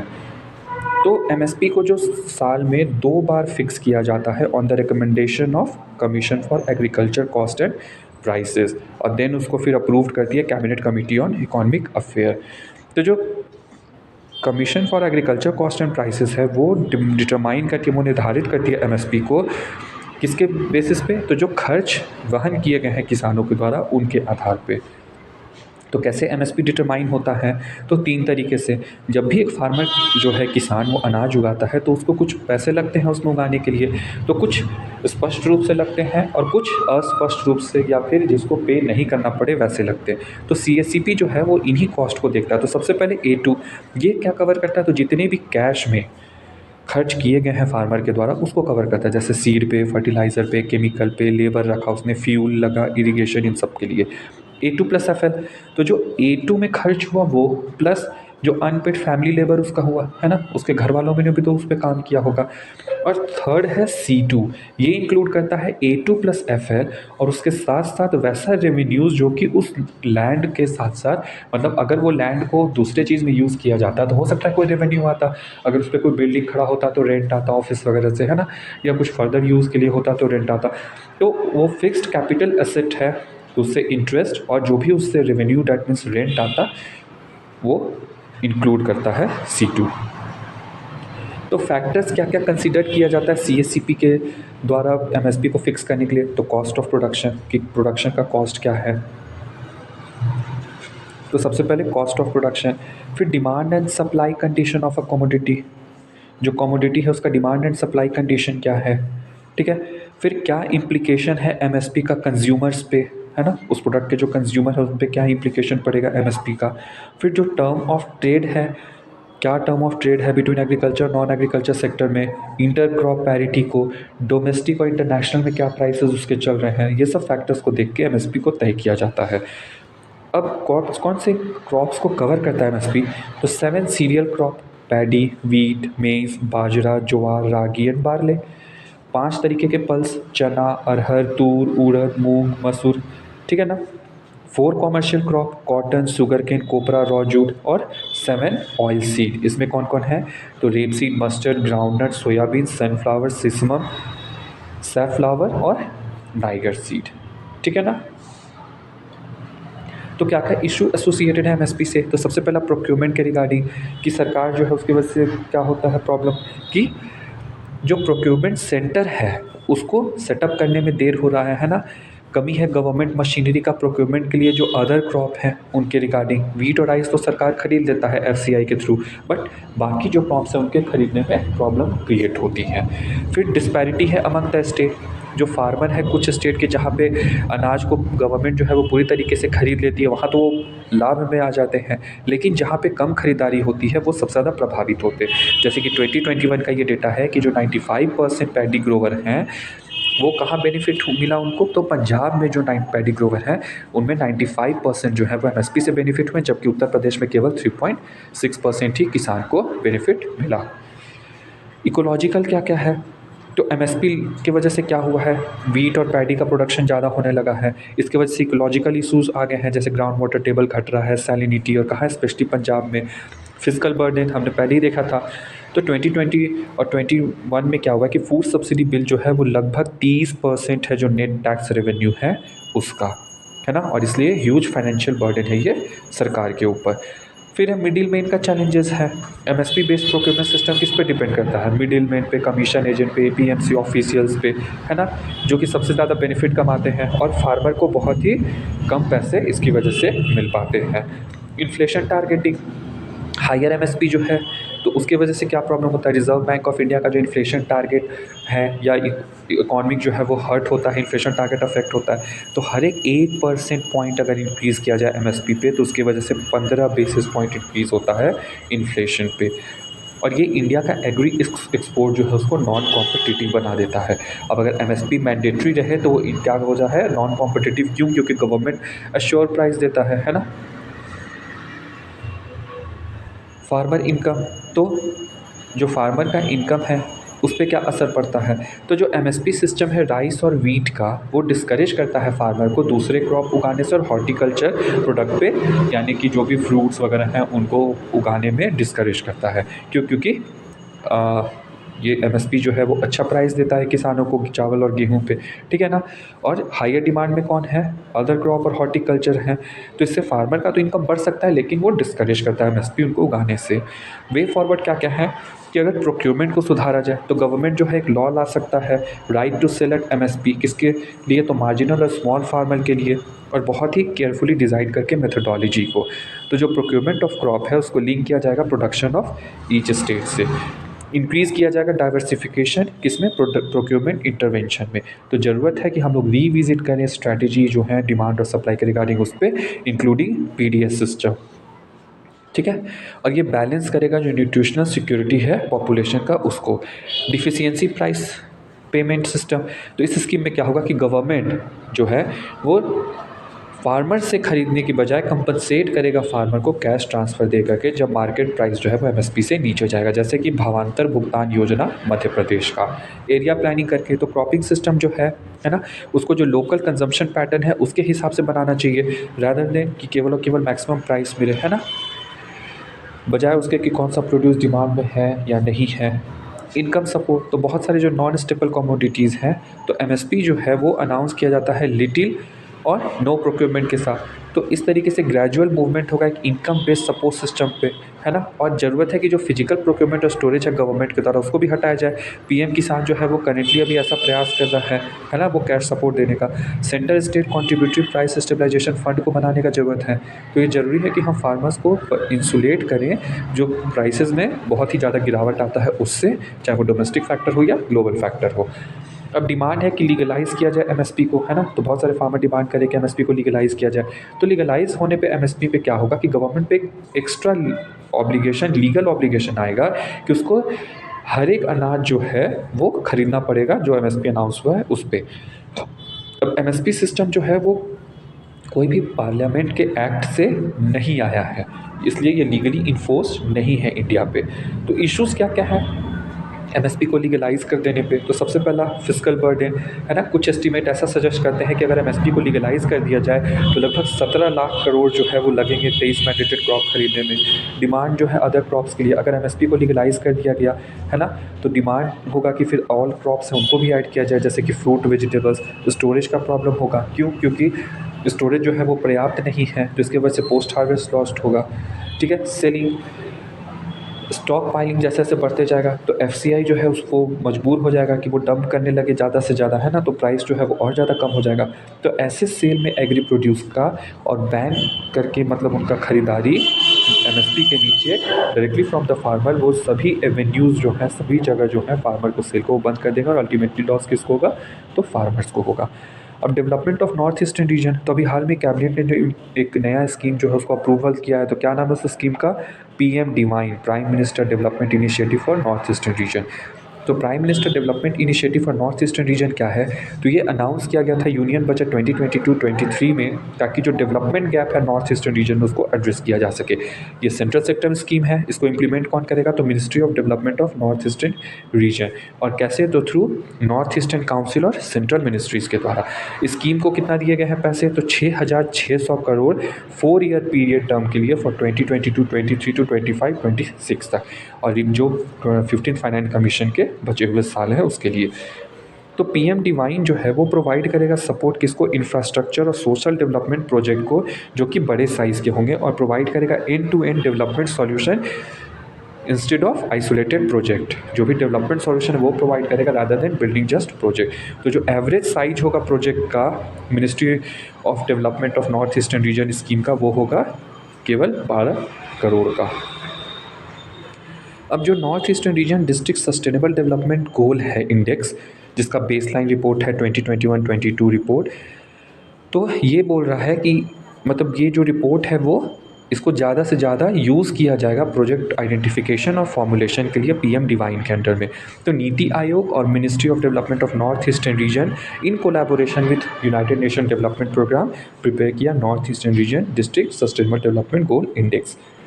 तो इम्पॉर्टेंस क्या क्या है नॉर्थ ईस्टर्न रीजन का, तो सबसे पहले तो नॉर्थ ईस्ट इंडिया ये है ना। अब देखो नॉर्थ ईस्ट इंडिया जो है वो कंप्राइज करता है 8 स्टेट, कौन कौन, तो अरुणाचल प्रदेश, असम, मणिपुर, मेघालय, मिजोरम, नागालैंड, सिक्किम, त्रिपुरा। जो पॉपुलेशन है इस रीजन का वो लगभग 45 मिलियन है ना, और इंडिया के टोटल पॉपुलेशन का 3.76% है।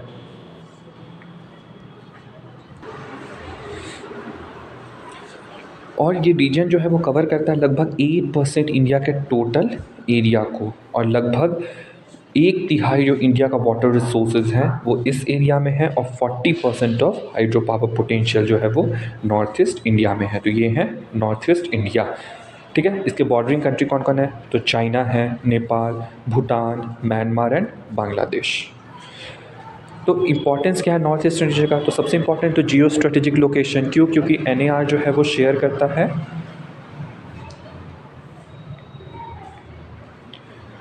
एनईआर जो है वो क्या करता है, शेयर करता है border with country such as Bangladesh, Bhutan, China, Myanmar और नेपाल, है ना, और कनेक्ट करता है इंडिया को अभी जो सबसे ज़्यादा ग्रो कर रहा है साउथ ईस्ट एशियन मार्केट उनके साथ। और ये बहुत ही बेनिफिशियल होगा इंडिया के लिए इंटरनेशनल ट्रेड के रिगार्डिंग। ह्यूज पोटेंशियल है एग्रीकल्चर ट्रेड में। क्यों? क्योंकि यहाँ का सुटेबल सॉइल है और अदर एग्रोक्लाइमेटिक कंडीशन है। जैसे कि यहाँ पे बहुत ही ज़्यादा पाइनएप्पल उगाया जा सकता है 95%, जैक फ्रूट 83%, कैबेज 74%, ऑरेंज 85%, है ना, और ये बहुत ही ज़्यादा है एक्सपोर्ट के लिए। फिर एक्ट ईस्ट पॉलिसी के सक्सेस के लिए बिना हम डेवलपमेंट रिलेटेड जो चैलेंजेस हैं नॉर्थ ईस्टर्न रीजन का उसको बिना एड्रेस किए कोई भी trade deal regarding the value chain in north eastern Region और नेबरिंग कंट्री में वो नहीं सक्सेस हो सकता है। ठीक है, अनहार्नेस्ड रिसोर्सेज हैं इसमें, जैसे कि लैंड, फॉरेस्ट, वेजिटेशन एक्सेट्रा, है ना, ये ज़रूरी है एम्प्लॉयमेंट क्रिएट करने के लिए और जीडीपी को जनरेट करने के नॉर्थ ईस्टर्न रीजन में, और ये अभी तक अंडर यूटिलाइज, अनयूटिलाइज और मिसमैनेज रहा है। पोटेंट इनपुट मार्केट कैटलिस्ट है, जैसे कि सोशल कैपिटल है, वहाँ डाइवर्सिटी है, कल्चर रिचनेस है, फिजिकल है ना, पोटेंशियल एनर्जी सप्लाई हब है, ह्यूमन है, इनएक्सपेंसिव स्किल लेबर है, नेचुरल है, जैसे वहाँ मिनरल है, फॉरेस्ट रिसोर्सेज हैं। ठीक है, अब ऑब्जेक्टिव क्या क्या है इस पीएम डिवाइन के? तो सपोर्ट करना है सोशल डेवलपमेंट प्रोजेक्ट जो कि एनईआर के नीड के बेसिस पे होगा। डेवलपमेंट गैप जो है वेरियस सेक्टर में उसको फिल करना है। फंड करना है इंफ्रास्ट्रक्चर को, और किसके स्पिरिट में? तो पीएम गति शक्ति के स्पिरिट में। और इनेबल करना है जो लाइवलीहुड एक्टिविटी है फॉर यूथ एंड वुमेन। अब क्या क्या चैलेंजेस हैं? तो जियोपॉलिटिकल फैक्टर, तो नॉर्थ ईस्टर्न रीजन जो है वो सिक्योरिटी कंसर्न से सबसे ज़्यादा पीड़ित है। क्यों? क्योंकि वहाँ क्रॉस बॉर्डर कॉन्फ्लिक्ट होता है और अदर अदर इलीगल एक्टिविटी। अब जैसे कि मिलिट्री टेक ओवर हुआ जो म्यांमार में, और जो एंटी इंडिया सेंटीमेंट बढ़ रहे हैं बांग्लादेश में, ये इस सिचुएशन को और ज़्यादा कॉम्प्लिकेट बना देते हैं। डिफ़िकल्ट टेरेन, लगभग 70% जो है एनईआर का वो हिली है ना, और फॉरेस्ट कवर कर रहा है 42 एंड 76% ऑफ द एरिया हर एक स्टेट का, है ना, 42 से 76% के बीच में फॉरेस्ट ही कवर करता है। तो ये एक सबसे बड़ा चैलेंज है रैपिड इकोनॉमिक डेवलपमेंट में। इनफॉर्मल इकॉनमी है वहाँ पे, तो वहाँ पे क्या है, रैम्पेंट बहुत ही ज़्यादा नारकोटिक्स ट्रेडिंग होता है, और अदर इलीगल एक्टिविटी जैसे कि वेपन का trading, trafficking of rare animal, है ना, उनका पोचिंग होता है। इसकी वजह से क्या होता है, वेरियस चैलेंजेस क्रिएट होता है। ऐसा क्यों होता है? क्योंकि लिमिटेड ऑफिशियल बॉर्डर ट्रेड है, इंफ्रास्ट्रक्चर बॉटलनेक है वहाँ पे। इंफ्रास्ट्रक्चर से रिलेटेड क्या क्या है, ये सबसे बड़ा कारण है जो डिसकनेक्शन है नॉर्थ ईस्टर्न रीजन और रेस्ट ऑफ कंट्री से। तो poor infrastructure, lack of investment जो है, ये दोनों मिलकर के हैम्पर कर रहे इकोनॉमिक डेवलपमेंट इस रीजन का। चैलेंजेस क्या क्या है regarding trade facilitation with neighbouring country? तो गुड जो है उसको बार बार मतलब जो गाड़ी में है उसमें बदलना पड़ता है अलग अलग कंट्री का, है ना, उसके वजह से फिर क्लियरिंग प्रोसेस होती हैं जो कि बहुत लेंदी होते हैं, और वो और टाइम और कॉस्ट जो है ट्रांसपोर्टेशन का उसको बढ़ा देते हैं। सोशल अनरेस्ट, तो armed insurgency, cross border migration, है ना, मूवमेंट्स चल रहे हैं, जैसे कि डिमांड फॉर सेपरल फेडरल स्टेट के लिए, ऑटोनमस स्टेट के लिए डिमांड चल रहे हैं, एथनिक कॉन्फ्लिक्ट हो रही है, नॉर्थ ईस्टर्न रीजन के डेवलपमेंट को और अफेक्ट कर रहे हैं। सोशियो इन्वायरमेंटल डायनेमिक, तो नॉर्थ ईस्टर्न रीजन जो है वो इकोलॉजिकली सेंसिटिव जोन भी है, इसमें बहुत सारे एथनिक कम्युनिटी रहते हैं। तो लैंड जो है वो किससे लिंक होता है? कल्चर से, और इसलिए ये बहुत ही ज़रूरी बना देता है कि इस चीज़ को ध्यान में रख करके जो भी डेवलपमेंट एक्टिविटी है वो प्लान किया जाए। अब फेवरेबल डायनेमिक क्या क्या है एनईआर के? तो राइजिंग, बढ़ता हुआ डिमांड जो है फ्रेश फ्रूट और वेजिटेबल का, हम लोगों ने पढ़ा कि फ्रेश फ्रूट और वेजिटेबल के केसेस में क्या कैपेसिटी है इसकी, है ना, ये प्रमोट कर सकता है बैम्बू जो कि इन्वायरमेंट फ्रेंडली रिसोर्स है। इंग्लिश वहाँ पे बहुत ज़्यादा बोली जाती है। नेचर बेस्ड टूरिज़्म में वहाँ पे ज़्यादा डेवलपमेंट किया जा सकता है। वहाँ पे अगर वुमेन को देखा जाए तो वो नॉन एग्रीकल्चर वर्क में बाकी इंडिया से ज़्यादा ही है, और वहाँ पे बहुत ही ज़्यादा यूथ है, और लिटरेट वर्कफोर्स जो है वो भी वहाँ पे ज़्यादा है। तो अब आगे क्या क्या किया जा सकता है? तो सबसे इम्पॉर्टेंट है सोशल एम्पावरमेंट, एम्पावर करना है रूरल कम्युनिटी को, है ना, सस्टेनेबल इंस्टीट्यूशन बनाना है ताकि माइक्रो फाइनेंस, लाइवलीहुड और नेचुरल रिसोर्स मैनेजमेंट जो है इसके रिगार्डिंग एक कॉमन एक्टिविटी लिया जा सके। इकोनॉमिक एम्पावरमेंट करना है, तो जो रूरल कम्युनिटी है उनके कैपेसिटी को इंक्रीज करना है ताकि वो प्लान कर सके, मैनेज कर सके फंड वेरियस इकोनॉमिक एक्टिविटी के लिए। पार्टनरशिप डेवलप करना है ना, जैसे foreign investor, resource institution, public and private sector, ताकि वो रिसोर्स वहाँ पे इन्वेस्ट करें और उससे क्या होगा कि वो फाइनेंस होगा, टेक्नोलॉजी बूस्ट होगा, मार्केटिंग होगा उन प्रोजेक्ट्स में, है ना, और कम्युनिटीज़ का लाइवलीहुड इंप्रूव करेगा। सब रीजनल फोरम का यूज़ किया जा सकता है, जैसे कि आसियान है, बिम्स्टेक है, ये भी बहुत इंपॉर्टेंट रोल प्ले कर सकते हैं ट्रेड और कनेक्टिविटी बढ़ाने में नॉर्थ ईस्टर्न रीजन और इंडिया के नेबरिंग कंट्री से। सुनिश्चित करना है कि जो कंसेंट है लोगों का वो रहे पॉलिसी को इम्प्लीमेंट करने के लिए, क्योंकि अगर नहीं होगा, क्योंकि वहाँ का जो सोशल और कल्चरल फैब्रिक है वो अलग है। तो सोशल और कल्चरल फैब्रिक जो है वो डेवलपमेंट के आड़े ना आए, इस वजह से लोगों का सहमति होना चाहिए। और अन्य क्या है, तो लॉजिस्टिक हब और कॉरिडोर डेवलप किया जा सकता है। जो ट्रांसपोर्ट सिस्टम है उसका इंटर ऑपरेबिलिटी सुनिश्चित किया जा सकता है। दैट मीन्स कि दो तरीके के कंपनी अगर ट्रांसपोर्ट में काम कर रही है लेकिन दोनों साथ में मिलकर काम कर रही हैं, तो ये क्या हुआ, इंटर ऑपरेबल हुआ। इम्प्रूव करेगा ट्रेड फैसिलिटेशन को, है ना, जो पोटेंशियल है लो कॉस्ट इनलैंड वाटरवे का उसको यूज़ किया जा सकता है। एयर कनेक्टिविटी को बढ़ाया जा सकता है। अभी हाल ही में अरुणाचल प्रदेश में भी एयरपोर्ट जो है उसको इनॉग्रेट किया गया, ठीक है ना। तो इन सब चीज़ों से वहाँ पे डेवलपमेंट लाया जा सकता है। अब क्या क्या इनिशिएटिव ऑलरेडी यूज़ में है वहाँ पे, तो इनिशिएटिव टेकन फॉर जो एनईआर है, तो north east special infrastructure development scheme, इसका क्या मकसद है कि कनेक्टिविटी जो है वो बढ़ाएगा और टूरिज़्म को बढ़ाएगा और जो supply of water and power है उसको इन्हेंस करेगा। Non lapsable central pool of resources, जो भी इंफ्रास्ट्रक्चर सेक्टर में जो गैप है ये उनको फिल करेगा, ठीक है। नॉर्थ ईस्ट वेंचर फंड, तो ये एकमात्र डेडिकेटेड वेंचर फंड है और इसका मकसद है कि बिजनेस ग्रोथ को, स्किल डेवलपमेंट को प्रमोट करना है। नीति आयोग का जो फोरम है फॉर नॉर्थ ईस्ट रीजन, तो इसको क्यों कॉन्स्टिट्यूट किया गया है, ताकि इंक्लूसिव और सस्टेनेबल इकोनॉमिक ग्रोथ हो। Special accelerated road development programme North East के लिए, इंफ्रास्ट्रक्चर डेवलपमेंट जैसे Bogibeel rail cum road bridge का उद्घाटन किया गया, पैक्योंग में न्यू ग्रीनफील्ड एयरपोर्ट को लाया गया, है ना, ro ro service between Neamati and Kamalabari Majuli island Assam में, ठीक है। Science and technology intervention in north east, जिसको कि स्टाइनर बोलते हैं, तो जो भी रेलिवेंट टेक्नोलॉजी है साइंस एंड टेक्नोलॉजी इंस्टीट्यूशन के, उसको फार्मर और आर्टिसंस को ले जाके दिया जाएगा।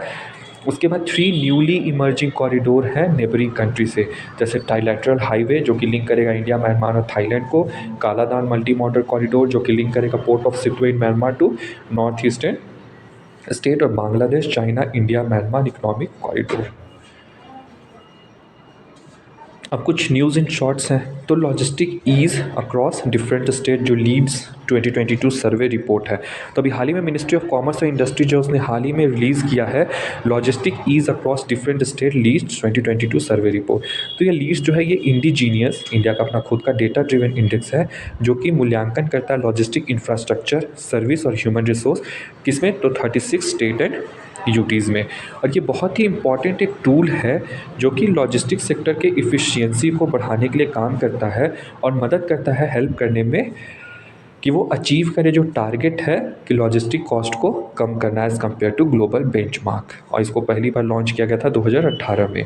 तो की हाईलाइट क्या क्या है, तो लीड्स 2022 जो है वो अडॉप्ट किया है classification based grading rather than using ranking system for all state. तो क्लासिफिकेशन किस में है, अचीवर, तो अचीवर में जो स्टेट जो कि 90% और उससे ज़्यादा परसेंटेज जो है वो अचीव कर लिए हैं, फास्ट मूवर जो 80% टू 90% के बीच में, और एस्पायरर जो कि 80% से कम है। तो इसका सिग्निफिकेंस क्या क्या है, तो ये इंडिकेट करता है इफ़िशियंसी ऑफ सर्विसेज, है ना, जो कि ज़रूरी है ट्रेड कॉम्पिटिटिवनेस और इकोनॉमिक ग्रोथ के लिए, है ना। जो भी की लॉजिस्टिक रिलेटेड चैलेंजेस हैं उनको ये सामने लाता है, रिकमेंडेशन ये देता है ताकि जो भी बॉटलनेक्स हैं उनको दूर किया जा सके, ये गाइड करता है, मैकेनिज़्म बताता है ताकि जो भी इंटरवेंशंस हैं लॉजिस्टिक एफिशिएंसी को बढ़ाने के लिए उसको आइडेंटिफाई किया जा सके। तो जो logistic ease across different state LEADS 22 report है वो ये कहता है कि जो लैंडलॉक्ड स्टेट है, स्टेट्स को कुछ ऐसे बांटा गया, landlocked state, coastal state, north eastern और यूटी, ठीक है। तो लैंडलॉक में अचीवर कौन कौन है, तो हरियाणा, हिमाचल प्रदेश, पंजाब, तेलंगाना, उत्तर प्रदेश, उत्तराखंड, ये अचीवर्स हैं। फास्ट मूवर जो कि 80 टू 90% में लाइक करते हैं, तो मध्य प्रदेश और राजस्थान है, और एस्पायरर बिलो 80% तो बिहार, छत्तीसगढ़ और झारखंड, ये लो परफॉर्म किए। कोस्टल एरिया में अचीवर कौन कौन है 90% से ज़्यादा? तो Andhra Pradesh, Gujarat, Karnataka, Maharashtra, Orissa and Tamil Nadu. Fast mover 80 to 90%, Kerala. Aspirer below 80%, Goa, west Bengal. North eastern region में अचीवर कौन है? तो असम, फास्ट मूवर, सिक्किम, त्रिपुरा और बाकी जितने भी हैं मतलब अरुणाचल प्रदेश, मणिपुर, मेघालय, मिजोरम, नागालैंड, ये सारे एस्पायरर हैं। यूटी में सबसे अच्छा परफॉर्म कौन किया? तो चंडीगढ़ और दिल्ली। उसके बाद कौन है? तो पुडुचेरी है। और लो परफॉर्मर कौन कौन है? तो Andaman and Nicobar, Daman and Diu, Dadra and Nagar Haveli, Jammu and Kashmir, Ladakh and Lakshadweep. तो रिकमेंडेशन क्या क्या दिया है इस रिपोर्ट में कि स्टेट जो है उन लोगों को ज़रूरत है कि वो लोग भी अपना एक रिस्पेक्टिव लॉजिस्टिक पॉलिसी ड्राफ्ट करें in line with national logistic policy 2022। ठीक है, ग्रीवांस रिड्रेसल सिस्टम को डेवलप करने का ज़रूरत है और किसके तरह? तो जैसे कि ईज़ ऑफ लॉजिस्टिक पोर्टल है उसी की तरह आइडेंटिफाई करना है और इम्प्रूव करना है जो कंडीशन है इंटरसेक्शन रोड पॉइंट का, जो भी रोड जहाँ पे इंटरसेक्ट करता है। इस्टेब्लिश करना एक dedicated land bank logistic infrastructure के लिए। अब इंडिया का ग्रीन जीडीपी क्या है? तो as per recent RBI paper जो ग्रीन जीडीपी है वो ग्रो कर रहा है बहुत तेज़ी से रादर देन ट्रेडिशनल जीडीपी। जो ट्रेडिशनल जीडीपी है उसके कंपैरिजन में जो इंडिया का ग्रीन जीडीपी है वो ज़्यादा से ज़्यादा स्पीड से ग्रो कर रहा है, जो कि डेटा भी दिया हुआ है कि 2000 में 6.27% था, 2010 में 6.61%। और अगर जीडीपी की बात की जाए तो वो 6.34% था 2000 में, 6.71% 2010 में, है ना। और क्यों ऐसा हुआ है? तो इंडिया बहुत सारे ऐसे मेजर लिया है कार्बन एमिशन को कम करने के लिए, रिसोर्स यूज़ इफिशियंसी को बढ़ाने के लिए और बूस्ट करने के लिए क्लीन एनर्जी कैपेसिटी। तो ये ट्रेंड जो है ये एकदम उल्टा हो गया है पिछले 3 दशक में। क्यों? क्योंकि जो ग्रोथ है इस पीरियड में वो बहुत ही डैमेजिंग रहा है इन्वायरमेंट के रिगार्डिंग। तो ग्रीन जीडीपी जो है वो कंसिडर करता है सभी एस्टिमेट को, इन्वायरमेंटल डिग्रेडेशन, डिप्लीट जो हुआ नेचुरल रिसोर्सेज में, कैसे कैसे वो डिप्लीशन हुआ है, क्या रिसोर्स को सेव किया गया हर इन्वायरमेंट को नेशनल इनकम अकाउंट में।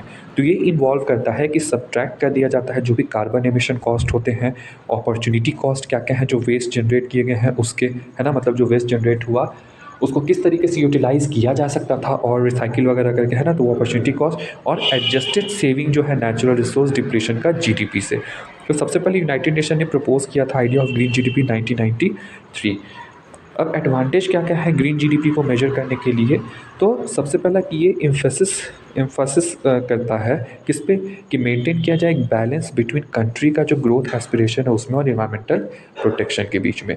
ये मदद करता है एक होलिस्टिक व्यू रखने में कि ट्रेडिशनल जीडीपी कैलकुलेशन जो है वो इग्नोर करता है cost of degradation of environment पे। और थर्ड वन, ये मदद करता है पॉलिसी बनाने में ताकि इंश्योर किया जाए सस्टेनेबल डेवलपमेंट। अब इससे रिलेटेड क्या इन्फॉर्मेशन है? तो जो इन्वायरमेंटल कुजनेट कर्व है वो आर्ग्यू करता है कि initial phase of economic development में ऐसा टाइम आता है जब पॉजिटिव रिलेशनशिप होता है between pollution level and per capita income. तो इंडिया का क्या क्या अटेम्प्ट है ग्रीन जीडीपी मेजर करने का? तो Ministry of Statistics and Programme Implementation जो है उसने शुरू किया कि इन्वायरमेंटल अकाउंटिंग को कंपाइल करना है under natural capital accounting and valuation of ecosystem service के अंडर में। तो ये जो NCAVES प्रोजेक्ट है इसको लॉन्च किया गया था 2017 में यूएन और यूरोपियन यूनियन के द्वारा, ताकि नॉलेज को और जो अकाउंटिंग प्रोसेस है रिगार्डिंग इकोसिस्टम अकाउंटिंग उसको बढ़ाया जा सके। तो ग्रीन अकाउंटिंग जो है इंडिया के स्टेट और यूनियन टेरिटरी का, तो GAISP जो प्रोजेक्ट है वो बिल्ड करता है एक फ्रेमवर्क ताकि environmentally adjusted national income account create किया जा सके। और उत्तराखंड जो है वो फर्स्ट स्टेट है इंडिया में जो कि मेजर किया ग्रॉस इन्वायरमेंट प्रोडक्ट और उसने क्वांटिफाई किया इकोलॉजिकल ग्रोथ मेजरमेंट को। नेक्स्ट है डूम लूप। तो अकॉर्डिंग टू इकोनॉमिस्ट्स यूरोप जो है वो बढ़ रहा है डूम लूप की तरफ। तो डूम लूप क्या है? तो डूम लूप एक सर्कल ऑफ वल्नरेबिलिटी है जहाँ पे कंट्री का बैंकिंग सिस्टम जो है वो बुरी तरीके से हर्ट होता है। क्यों? क्योंकि जो सॉवरेन बॉन्ड्स है उसमें वोलाटिलिटी आती है सॉवरेन बॉन्ड्स की प्राइस में, मतलब प्राइस बहुत ही ज़्यादा उसका ऊपर नीचे होने लगता है। ठीक है, और ऐसा क्यों होता है? क्योंकि वो सॉवरेन बॉन्ड्स को रखते हैं अपने पास, तो उसमें जब कॉन्ट्रैक्शन आता है ना, तो जब प्राइस जो है वो कम होने लगेगी तो उसकी वजह से बैंक अफेक्ट करेगा, और जब बैंक अफेक्ट करेगा बैंक का अर्निंग कम होगा तो फिर प्रॉब्लम क्या आएगा कि जो बैंक लेंड करता है पैसा वो अल्टीमेटली अफेक्ट करेगा। तो ये एक ऐसा फिनोमेना है जहाँ पे शॉक अगर एक पार्ट ऑफ इकोनॉमिक सिस्टम पे लगेगा तो अगर दूसरे पार्ट में फिर कोई हर्ट हुआ इकोनॉमिक सिस्टम पे, तो वो अल्टीमेटली इस प्रॉब्लम को और ज़्यादा बढ़ा देगा। तो अब डूम लूप को इस पिक्चर में समझते हैं। तो बैंक जिसने कि होल्ड किया है कि large amount of sovereign bond, है ना, तो उसका बहुत ही ज़्यादा एक्सपोजर है उस गवर्नमेंट बॉन्ड की तरफ। तो अगर गवर्नमेंट का फाइनेंस जो है वो प्रेशर के अंडर आ गया, तो वैल्यू जो है गवर्नमेंट बॉन्ड का वो क्या होगा, गिर जाएगा। अल्टीमेटली बैंक को सफ़र करना पड़ेगा, है ना। तो बैंक जब सफ़र करेगा तो क्या करेगा, वो जो लेंडिंग करता है फॉर्म और हाउस होल्ड को, वो कम कर देगा। अब जब बैंक अपना लेंडिंग कम कर देगा तो इकोनॉमिक एक्टिविटी स्लो हो जाएगा, और इकोनॉमिक एक्टिविटी स्लो होगा तो अल्टीमेटली क्या होगा कि जो गवर्नमेंट का रेवेन्यू है वो फॉल हो जाएगा। और जब गवर्नमेंट का रेवेन्यू कम होगा तो उसकी वजह से क्या होगा कि गवर्नमेंट टैक्सेस बढ़ा देंगी। अब गवर्नमेंट जब टैक्सेस बढ़ाएंगी तो उसकी वजह से फिर क्या होगा कि इकोनॉमिक एक्टिविटी फर्दर स्लो होगा, ठीक है ना। अब गवर्नमेंट का जो रेवेन्यू गिरा उसकी वजह से क्या होगा कि गवर्नमेंट का फाइनेंस जो है वो प्रेशर में आएगा, है ना। और गवर्नमेंट का फाइनेंस जो है वो प्रेशर में तब भी आता है जब एक्सटर्नल इन्वायरमेंट रिस्पॉन्सिबल हो, जैसे वॉर, कोविड, ठीक है ना। अब जब बैंक जो है वो सफ़र करेंगे लॉस, तो उसकी वजह से क्या होगा, बैंक और ज़्यादा गवर्नमेंट बॉन्ड जो है वो होल्ड किए हुए है ना। तो अल्टीमेटली वो लॉस सफ़र कर रहा है, तो वो फर्दर और ज़्यादा उसकी लॉस जो है वो बढ़ती चली जाएगी, ठीक है ना। अब इकोनॉमिक एक्टिविटी स्लो होगा, दैट मीन्स कि इन्वेस्टमेंट फर्म के द्वारा नहीं हो पाएगा, है ना। उसकी वजह से लेस बोरोइंग फर्म्स करेंगे, तो बैंक अल्टीमेटली और ज़्यादा सफ़र करेगा लॉस को।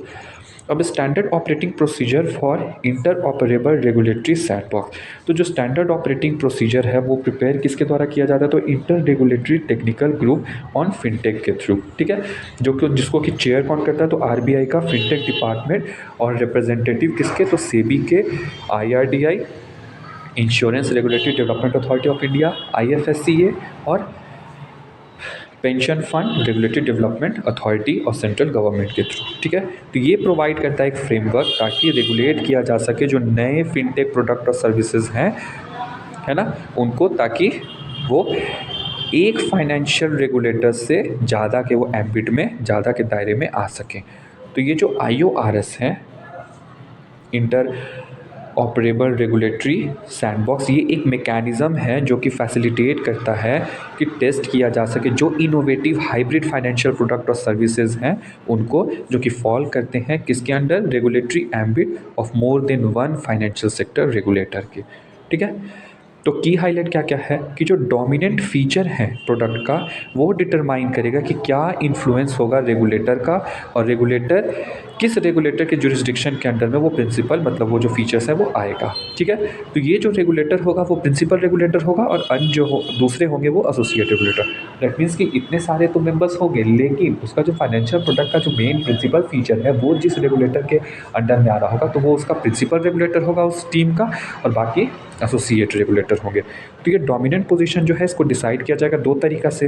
पहला कि जो एग्जिस्टिंग प्रोडक्ट है जैसे कि लोन डिपॉजिट वगैरह उसको बढ़ा करके, या फिर जो नंबर ऑफ रिलैक्सेशन उस एंटिटी के द्वारा चाहा जा रहा है उस टेस्ट को करने के लिए इंटर ऑपरेबल रेगुलेटरी सैंडबॉक्स के अंडर में उसको रिलैक्सेशन दे करके। तो जो international financial service centre authority है वो प्राइमरी रेगुलेटर होगा फॉर इंडियन फिनटेक जिनका कि ग्लोबल एम्बिशन है, और फॉरेन फिनटेक के लिए जो कि इंडिया में एंट्री चाह रहे हैं। अब ये जो IRTG है ऑन फिनटेक पे, ये रिजॉल्व करेगा कोई भी कोऑर्डिनेशन इशू हो between primary and associate regulator. तो फाइनेंशियल रेगुलेटर कौन कौन है, तो आरबीआई है, ये इंडिया का सेंट्रल बैंक और रेगुलेटरी बॉडी है जो कि रिस्पॉन्सिबल है रेगुलेट करने के लिए इंडियन बैंकिंग सिस्टम को। सेबी है, ये रेगुलेटर की तरह काम करता है ताकि प्रमोट किया जाए और रेगुलेट किया जाए सिक्योरिटी मार्केट को, और जो इन्वेस्टर्स हैं उनका सिक्योरिटी में जो भी इंटरेस्ट है उनको प्रोटेक्ट किया जाए। IRDAI ये क्या करता है, तो मैनेज करता है, रेगुलेट करता है इंश्योरेंस को और री इंश्योरेंस इंडस्ट्री, है ना, उनको रजिस्टर करता है और लाइसेंस करता है इंश्योरेंस री इंश्योरेंस कंपनी को, इंटरमीडियरी को। IFSCA international financial service centre authority, ये एक यूनिफाइड अथॉरिटी है ना, डेवलपमेंट और रेगुलेशन ऑफ फाइनेंशियल प्रोडक्ट के लिए, फाइनेंशियल सर्विस के लिए और फाइनेंशियल इंस्टीट्यूशन किसमें, इंटरनेशनल फाइनेंशियल सर्विस सेंटर में। उसके बाद PFRDA है, तो इसका क्या काम है, ये रेगुलेट करता है नेशनल पेंशन स्कीम और अदर पेंशन स्कीम जो कि कोई और एंटिटी अगर उसको रेगुलेट नहीं करता है तो।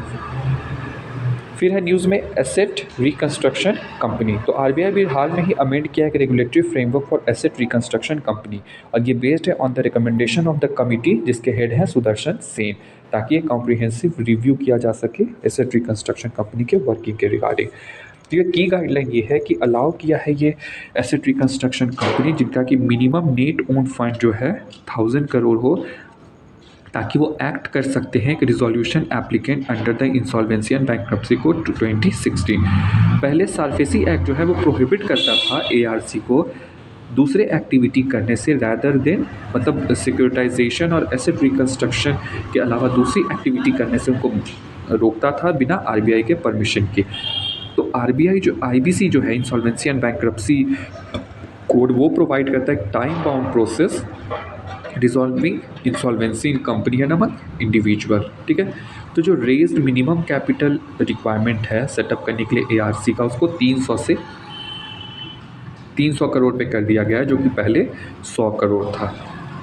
और जो चेंज किया गया है कॉर्पोरेट गवर्नेंस फ्रेमवर्क में, जैसे कि कॉन्स्टिट्यूट करना ऑडिट कमेटी है ना, तो ये केवल और केवल नॉन एग्जीक्यूटिव डायरेक्टर्स को ही कंसिस्ट करेगा। तो एआरसी जो है उसको सेटअप किया गया था ताकि प्रोवाइड करे फोकस्ड अप्रोच किसको, NPA non performing asset resolution के regarding on the recommendation of Narasimhan committee 2। और ये कंपनी जो है रजिस्टर है under section 3 of SARFAESI act और regulated by RBI as a non banking financial company. और नेक्स्ट इज डेब्ट रिकवरी ट्राइब्यूनल। तो गवर्नमेंट जो है उसने अभी हाल ही में एक्सक्लूसिव बेंचेस जो हैं वो बनाए हैं 3 डेब्ट रिकवरी ट्राइब्यूनल्स के, ताकि ख़त्म किया जा के सके उन केसेस को जो कि 100 करोड़ रुपीस से ज़्यादा के हैं। तो गवर्नमेंट ने ये जो 3 एक्सक्लूसिव बेंचेस बनाए हैं डेब्ट रिकवरी ट्राइब्यूनल के, वो कहाँ कहाँ बनाए हैं, तो चेन्नई, मुंबई और दिल्ली में। और ये जो है ये एक बहुत ही लॉन्ग स्टैंडिंग डिमांड था बैंक्स का कि ज़्यादा फोकस किया जाए इस हाई वैल्यू केसेस पे, तो उसके लाइन में ही ये 3 डीआरटीज़ को क्रिएट किया गया है। तो इस मूव का क्या क्या फ़ायदा है, तो जो हाई वैल्यू केसेस हैं उनको एस्टिमेट किया जाता है कि बाय नंबर तो वो केवल 1% है, लेकिन अमाउंट वाइज और वैल्यू वाइज देखा जाए तो वो 80% है क्लेम्स की। अभी प्रेजेंटली क्या है कि ज़्यादातर लॉट ऑफ प्राइवेटली जो प्राइवेट कंपनीज़ हैं बहुत ज़्यादा, वो रजिस्टर्ड हैं पार्टनरशिप या एज अ फैमिली कंसर्न के तौर पे। तो इनको इंसॉल्वेंसी एंड बैंक्रप्सी कोड के अंडर में नहीं इन पे कार्रवाई किया जा सकता है। नेशनल कंपनी लॉ ट्राइब्यूनल जो है वो डील करती है केवल इन कंपनीज़ के साथ।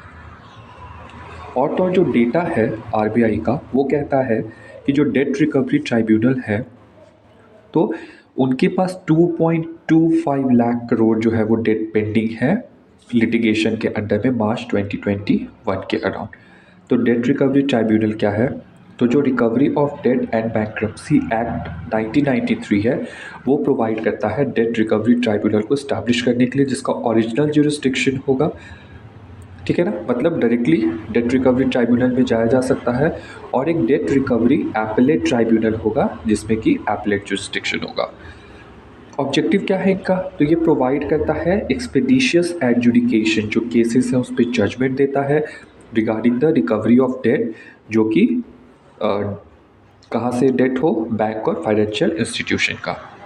और तो और ये सार्फेसी के अंडर में जो केसेस फाइल की गई हैं उनको भी डेट रिकवरी ट्राइब्यूनल हियर करता है। तो at present 39 date recovery tribunal है और 5 डेट रिकवरी एपेलेट ट्राइब्यूनल है जो कि कंट्री में फंक्शन कर रहा है। नेक्स्ट है न्यूज़ में दक्ष। तो आरबीआई ने अभी हाल ही में लॉन्च किया है एक एडवांस सुपरवाइजरी मॉनिटरिंग सिस्टम जिसको बोलते हैं दक्ष। तो दक्ष क्या है, एक वेब बेस्ड, डैट मीन्स कि ये वेब बेस्ड है, end to end work flow application है जो कि मॉनिटर करेगा जो भी कंप्लाइंस रिक्वायरमेंट है, जिस भी रूल्स और रेगुलेशन को कंप्लाई करना है तो क्या वो कंप्लाई हो रहा है या नहीं हो रहा है, एक बहुत ही फोकस्ड मैनर में और इस ऑब्जेक्टिव के साथ कि फर्दर इम्प्रूव किया जा सके जो कंप्लाइंस कल्चर है इसमें। तो सुपरवाइज्ड एंटिटीज़ जैसे कि बैंक, एनबीएफसी एक्सेट्रा, ये एप्लीकेशन जो है ये इनेबल क्या क्या करेगा, तो बिना किसी इशू के कम्युनिकेशन, इंस्पेक्शन प्लानिंग, है ना, एग्जीक्यूशन, साइबर इंसिडेंट अगर हो तो उसको रिपोर्ट करना, उसका एनालिसिस करना, और इनेबल करेगा एनी टाइम, कहीं भी, किसी भी समय सिक्योर एक्सेस। तो दक्ष का मतलब होता है क्या? दक्ष मतलब निपुण, पारंगत, इफिशिएंट, कॉम्पिटेंट, और ये रिफ्लेक्ट करता है जो अंडरलाइंग कैपेबिलिटी है इस एप्लीकेशन का। Credit guarantee scheme for startup, तो जो department for promotion of industry and internal trade है, उसने अभी हाल ही में नोटिफाई किया है regarding the establishment of credit guarantee scheme for startup. इसका एम क्या है? तो ये प्रोवाइड करेगा क्रेडिट गारंटी उन लोन्स को जो कि शेड्यूल कॉमर्शियल बैंक, एनबीएफसी या security and exchange board of India जो है उसके द्वारा रजिस्टर्ड ऑल्टरनेटिव इन्वेस्टमेंट।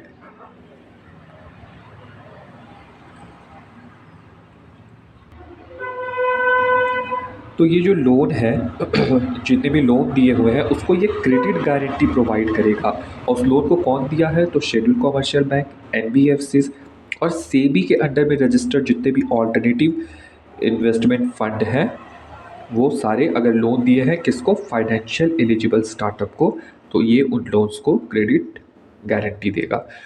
ये कब इन्विसाज किया गया है? तो स्टार्टअप इंडिया एक्शन प्लान जो कि 2016 में लॉन्च किया गया था उसके अंडर इसको इन्विसाज किया गया है। तो जो क्रेडिट गारंटी होगा वो क्रेडिट गारंटी कवर जो है वो ट्रांजैक्शन बेस्ड होगा और अम्ब्रेला बेस्ड, यानी कि ट्रांजैक्शन पे क्रेडिट गारंटी दिया जाएगा। ठीक है। और जो ट्रांजैक्शन बेस्ड गारंटी कवर है उसमें क्या है कि जो गारंटी कवर है ये कैसे लिया जा सकता है? तो लेंडिंग इंस्टीट्यूशन जो है वो ले सकता है सिंगल एलिजिबल बोरोवर बेसिस पे, यानी कि जो बोरोवर है वो एलिजिबल होना चाहिए और सिंगल होना चाहिए। ठीक है ना, उसी बेसिस पे उसको अवेल किया जा सकता है। और अम्ब्रेला बेस्ड गारंटी कवर जो है वो प्रोवाइड करेगा गारंटी वेंचर डेब्ट फंड को जो कि रजिस्टर है under alternative investment fund regulation of SEBI. Scheme जो है उसको ऑपरेट कौन करेगा? तो national credit guarantee trustee company limited, है ना। स्कीम जो है वो कॉम्प्लीमेंट करेगा किसको किसको कॉम्प्लीमेंट करेगा? तो जो एग्जिस्टिंग स्कीम है जैसे स्टार्टअप इंडिया इनिशिएटिव के अंदर में, जैसे कि fund for startup, startup India seed fund scheme, है ना। अदर कौन कौन से प्रोग्राम है द स्टार्टअप इंडिया? तो support for intellectual property protection, self certification under labour and environmental laws, income tax exemption for 3 years, startup India hub. अब startup ecosystem क्या है इंडिया में? तो लगभग 75,000 से ज़्यादा स्टार्टअप जो हैं वो हैं इंडिया में जो कि रिकगनाइज्ड हैं। थर्ड लार्जेस्ट इकोसिस्टम है for startup in the world and 7.46 lakh job जो है वो अभी तक क्रिएट किया जा चुका है। अब वेंचर डेब्ट क्या है? तो ये एक प्रकार का लोन है जो कि बैंक देता है और नॉन बैंक लेंडर, जिसको कि डिज़ाइन किया जाता है स्पेसिफिकली अर्ली स्टेज के लिए। जो कंपनी अर्ली स्टेज में स्टार्ट हुआ है उसको अगर लोन दिया जाता है तो उसको बोला जाता है वेंचर डेब्ट। फिर हाई ग्रोथ कंपनीज, है ना, जिनका कि वेंचर कैपिटल बैकिंग हो, ऑलरेडी उसके पास वेंचर डेट हो लेकिन वो कंपनी बहुत ही हाईली ग्रो कर रहा हो। ऑल्टरनेटिव इन्वेस्टमेंट फंड जो है वो प्राइवेटली पूल इन्वेस्टमेंट व्हीकल है, मतलब एक ऐसा फंड जो है वो क्रिएट किया जाएगा जिसमें प्राइवेट कंपनीज जो है वो सब मिलकर पैसा डालेंगी, है ना। फिर उस पैसे से किसी को लोन दिया जाएगा ताकि इन्वेस्ट किया जा सके किसमें? नॉन ट्रेडिशनल एसेट क्लासेस जैसे कि इंफ्रास्ट्रक्चर फंड में, प्राइवेट इक्विटी फंड में, वेंचर कैपिटल फंड, है ना। और ये अलाउ करता है इन्वेस्टर को कि वो डाइवर्सिफाई कर सके, मतलब वो अलग अलग तरीके में इन्वेस्ट कर सके जो कन्वेंशनल एसेट क्लासेस है, जैसे रियल इस्टेट है ना, इंफ्रास्ट्रक्चर है, रोड है, रेल है, इन सब से हट करके कहीं और इन्वेस्ट कर सके। अब नॉर्थवर्ड शिफ्ट हुआ है शुगर केन प्रोडक्शन में। तो अभी हाल ही में जो एनएसएसओ का रिपोर्ट आया है उसके अकॉर्डिंग जो नॉर्थ के शुगर केन प्रोड्यूसिंग स्टेट हैं उन्होंने 42% इंक्रीज़ देखा अपने आउटपुट वैल्यू में। कब? बिटवीन 2011 टू 2020, जबकि सदर्न स्टेट्स जो हैं वहाँ पे डिक्लाइन हुआ है 32.4% का इसी सेम पीरियड में। तो एनएसएसओ रिपोर्ट जो है वो शो करता है कि जो क्यूमुलेटिव प्रोडक्शन वैल्यू है शुगर केन का बिहार, हरियाणा, पंजाब, मध्य प्रदेश, उत्तर प्रदेश और उत्तराखंड में वो इंक्रीज़ हुआ है 30,216 करोड़ से 42,920 करोड़।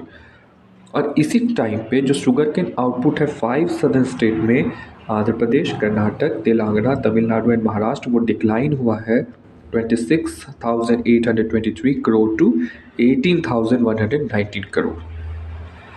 अब रीज़न क्या क्या है northward shift of sugar cane production में? तो सबसे पहले तो स्टेट एडवाइजरी प्राइस। तो जब हायर सैप होता है फेयर एंड रिम्यूनरेटिव प्राइस के ऊपर, इसका मतलब है कि किसान जो है वो ज़्यादा शुगर केन उगाना चाहेंगे। तो नॉर्थ में क्या है, स्पेशली उत्तर प्रदेश में, कि जो सैप है स्टेट एडवाइजरी प्राइस वो फेयर एंड रिम्यूनरेटिव प्राइस से ज़्यादा है। फॉर एग्ज़ाम्पल कि यूपी गवर्नमेंट जो है उसने शुगर केन सैप जो है वो रखा था 340 रुपीज़ पर क्विंटल लास्ट ईयर, जबकि शुगर केन फार्मर जो है तमिलनाडु, कर्नाटक और महाराष्ट्र में उनको कितना मिलता है, लगभग 280 से 310 रुपये। वाटर मैनेजमेंट, नॉर्थवर्ड शिफ्ट जो है शुगर केन प्रोडक्शन का वो क्यों हुआ है, क्योंकि नॉर्थ में क्या है, हाईली इरीगेटेड एरिया है इस रीजन में, और शुगर केन जो है वाटर इंटेंसिव क्रॉप है, लार्ज अमाउंट ऑफ वाटर चाहिए उसको कल्टीवेट करने के लिए, है ना। और जो फ्रीक्वेंट ड्राफ्ट हो रहे हैं महाराष्ट्र और कर्नाटक में भी हाल में, उसके वजह से बहुत ज़्यादा फार्म डिस्ट्रेस आया है, तो वाटर इंटेंसिव क्रॉप फार्मर्स नहीं उगाना चाह रहे sugar cane. Climate change, summer जो है वो बहुत लंबा टाइम के लिए रह रहा है, इरेटिक रेनफॉल हो रहा है बिकॉज ऑफ मानसून, है ना। Shortening of winter season in southern state, ये बहुत ही गंदी तरीके से रिड्यूस किया है शुगर केन प्रोडक्शन को। और तो और कुछ इंसिडेंट्स जैसे कि बीमारी, रस्ट, लीफ स्पॉट, पोका बोइंग, है ना, जिसको बोलते हैं लीफ माल फॉर्मेशन, स्मट यानी प्रेजेंस ऑफ ब्लैक और ग्रे ग्रोथ ऑन द केन, ये सब इंक्रीज़ हुआ है सदर्न इंडिया में। तो ये क्या शिफ्ट किया है, नॉर्थवर्ड एक्सपेंशन। फोकस किया क्या जा रहा है साउथ में अदर वैल्यूएबल क्रॉप में। तो जो सदर्न स्टेट के फार्मर हैं वो डाइवर्ट कर रहे हैं वाटर से हाई वैल्यू क्रॉप पे, है ना। अदर फैक्टर क्या है, जैसे कि heat tolerant sugarcane variety आ गया है, इम्प्रूव्ड हुआ है फार्म मैनेजमेंट स्ट्रेटजीज, तो इन सब से नॉर्थ की तरफ शिफ्ट हो रहा है शुगर केन प्रोडक्शन। अब क्यों सदर्न स्टेट जो है वो प्रीफर कर रहे किए जाते थे शुगर केन प्रोडक्शन के लिए, तो जो मिल्स हैं सदर्न इंडिया में वो नए हैं और वो मॉडर्न टेक्निक यूज़ करते हैं। फिर फेवरेबल कंडीशन है शुगर एक्यूमुलेशन के लिए। साउथ में क्या है, बहुत ही ज़्यादा गर्मी भी नहीं था रहता है उस टाइम पे, है ना, या बहुत ज़्यादा ठंड नहीं होता, तो शुगर एक्यूमुलेशन के लिए फेवरेट कंडीशन होता है। ब्लैक सॉइल जो होता है उस रीजन का वो बहुत ही ज़्यादा फर्टाइल होता है as compare to the alluvial soil of northern area, है ना। फिर long hour of sunshine, southern area में आपको पता है कि वो ट्रॉपिक ऑफ कैंसर के नीचे लाई करता है ना। तो दिन वहाँ पे विंटर के टाइम पे बहुत छोटा नहीं होता है as compare to northern India, है ना। तो लॉन्ग आवर ऑफ सनशाइन है, cool night with clear sky, वहाँ पे रात जो है वो ठंडी रहती है और स्काईज बिल्कुल क्लियर रहते हैं, ठीक है। फिर latitudinal position of this area, तो लैटिट्यूड क्या है, इफेक्ट करता है सनलाइट को, हीट को, रेन को, विंटर को, है ना, इन सब को अफेक्ट करता है। बहुत सारे फैक्टर्स कंट्रोल होते हैं लैटिट्यूड से, तो इसलिए latitudinal position of the area भी बहुत इंपॉर्टेंट है। नेक्स्ट है क्वालिटी काउंसिल ऑफ इंडिया। तो क्वालिटी काउंसिल ऑफ इंडिया क्यों न्यूज़ में था, तो अभी हाल ही में जो क्वालिटी काउंसिल ऑफ इंडिया है उसने अपना सिल्वर जुबली मनाया। डैट मीन्स कि इसने अपने 25 साल पूरे कर लिए हैं।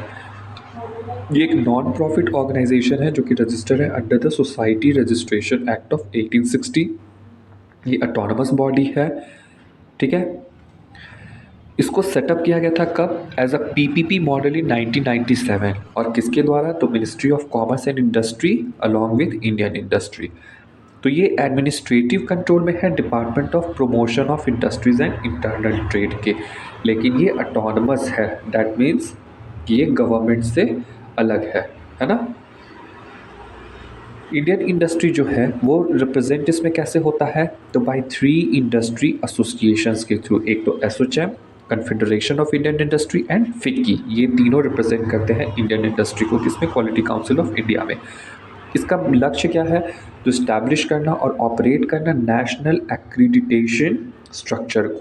जो नेशनल एक्रीडिटेशन स्ट्रक्चर है जो कि रैंकिंग करते हैं किसी भी इंडस्ट्रीज़ वगैरह की, उनको इस्टेब्लिश करना और ऑपरेट करना है और प्रमोट करना है quality through national quality campaign. जो भी प्रोडक्ट वगैरह इंडस्ट्रीज़ बनाते हैं उनमें क्वालिटी हो उसको ये प्रमोट करते हैं।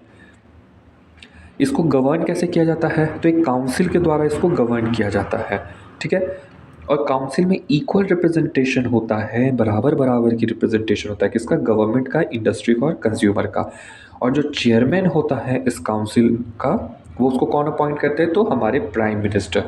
और किसके रिकमेंडेशन पे? तो जो इंडस्ट्री है वो रिकमेंड करते हैं कि क्वालिटी काउंसिल ऑफ इंडिया का चेयरमैन कौन होगा, तो प्राइम मिनिस्टर जो है वो उस इंसान को अपॉइंट कर देते हैं। अब क्वालिटी काउंसिल ऑफ इंडिया जो उसने लॉन्च किया है कैंपेन गुणवत्ता से आत्मनिर्भरता, इंडियाज़ क्वालिटी मूवमेंट, ताकि सेलिब्रेट किया जाए इंडिया का क्वालिटी हब को। अब मेजर अचीवमेंट क्या क्या है क्वालिटी काउंसिल ऑफ इंडिया का? तो हेल्थ केयर में क्या है कि उसने लॉन्च किया प्रधानमंत्री Jan Arogya Yojana quality certification program, है ना, नेशनल हेल्थ अथॉरिटी के साथ मिलके, ताकि जो भी इम्पैनल्ड हॉस्पिटल हैं उनको इम्प्रूव किया जा सके उनका फंक्शनिंग को। ठीक है, एक्रेडिट किया है 87 फूड टेस्टिंग लैब। तो इसने एक्रेडिट किया है 87 फूड टेस्टिंग लैब को अंडर इंटीग्रेटेड असेसमेंट, किसके साथ मिलके? तो एक्सपोर्ट इंस्पेक्शन काउंसिल, अपेडा और एफएसएसएआई के साथ। एजुकेशन के सेक्टर में क्या किया है? तो कोलैबोरेट किया है विथ मिनिस्ट्री ऑफ एजुकेशन, किसके लिए? तो क्वालिटी इंटरवेंशन किया जा सके फील्ड ऑफ स्कूल एजुकेशन में। और लॉन्च किया है क्वालिटी काउंसिल ऑफ इंडिया का ई लर्निंग प्लेटफॉर्म, जिसको बोलते हैं ई क्वेस्ट। तो ये ई क्वालिटी प्लेटफॉर्म जो है ये है for employability through skill and training. Environment और क्लीनलीनेस के रिगार्डिंग क्या है? तो जो QCI है क्वालिटी काउंसिल ऑफ इंडिया वो सर्टिफाई करता है अर्बन लोकल बॉडी को as ODF, open defecation free, ठीक है ना, या फिर ODF++, ताकि सुनिश्चित कर सके जो क्लीन, साफ़ सुथरा और फंक्शनल टॉयलेट जो है वहाँ के सभी सिटीजन को उपलब्ध है या नहीं। ये कैटेगरीज किसके अंडर आता है? तो स्वच्छ भारत मिशन के अंदर में। और ये रेलवे स्टेशन जो है पूरे इंडिया में उसको भी रैंक करता है, ताकि वहाँ मॉनिटर किया जा सके क्लीनलीनेस, साफ सफाई कैसा है ना, ताकि जो मिनिस्ट्री ऑफ रेलवे का मिशन है स्वच्छ भारत वो फुलफिल हो रहा है कि नहीं। इकॉनमी के केस में भी थर्ड पार्टी सैम्पलिंग और टेस्टिंग जो है 20% कोल जो प्रोड्यूस होते हैं इंडिया में कोल इंडिया लिमिटेड के द्वारा, वो ये करता है। और ये मदद करता है स्टैंडर्डाइज करने में जो कॉस्ट हैं कोल माइंस के इंडिया में, और किसके बेसिस पे? तो calorific value to non power customer के बेसिस पे ये कंडक्ट करता है क्या? तो एक 3 लेयर इवैल्यूएशन जो है स्टार्टअप विलेज एंटरप्रेन्योरशिप प्रोग्राम, उसका 3 लेयर इवैल्यूएशन करता है, किसके साथ मिलके? तो मिनिस्ट्री ऑफ रूरल डेवलपमेंट। और फाइनेंशियल सपोर्ट प्रोवाइड करता है 332 MSME इंक्लूड 43 MSME, जो कि ओन कौन करती हैं? तो विमेन एंटरप्रेन्योर करती है। और किसके अंडर? तो जीरो डिफेक्ट जीरो इफेक्ट के अंदर में। बिजनेस 20 क्या है?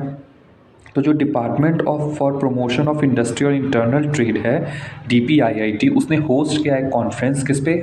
तो B20 इंडोनेशिया ग्लोबल डायलॉग पे, किसके साथ मिलके? तो कन्फेडरेशन ऑफ इंडियन इंडस्ट्री के साथ। तो B20 क्या है? तो ये 2010 में बनाया गया था, ये ऑफिशियल G20 डायलॉग फोरम है विथ ग्लोबल बिजनेस कम्युनिटी।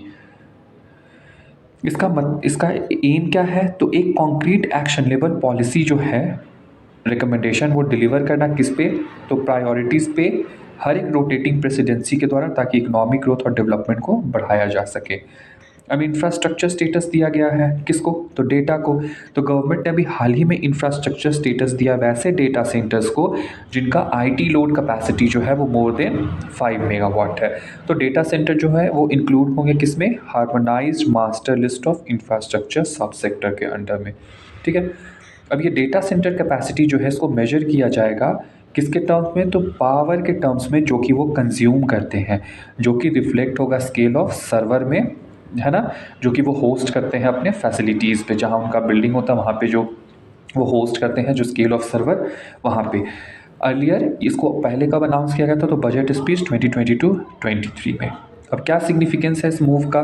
तो ये मदद करेगा डेटा सेंटर कंपनीज़ को कि वो ईजियर एक्सेस उनको मिल सके लोन का, है ना, अट्रैक्ट कर सके FDI। और 2020 में जो मिनिस्ट्री ऑफ इलेक्ट्रॉनिक्स और इंफॉर्मेशन टेक्नोलॉजी है उसने रिलीज़ किया है एक ड्राफ्ट डेटा सेंटर पॉलिसी, जिसका एम क्या है कि इंडिया को ग्लोबल डेटा सेंटर हब बनाना है, इन्वेस्टमेंट प्रमोट करना है और फैसिलिटेट करना जो state of the art service delivery है सिटीजन को। तो क्यों फोकस किया जा रहा है डेटा सेंटर पे?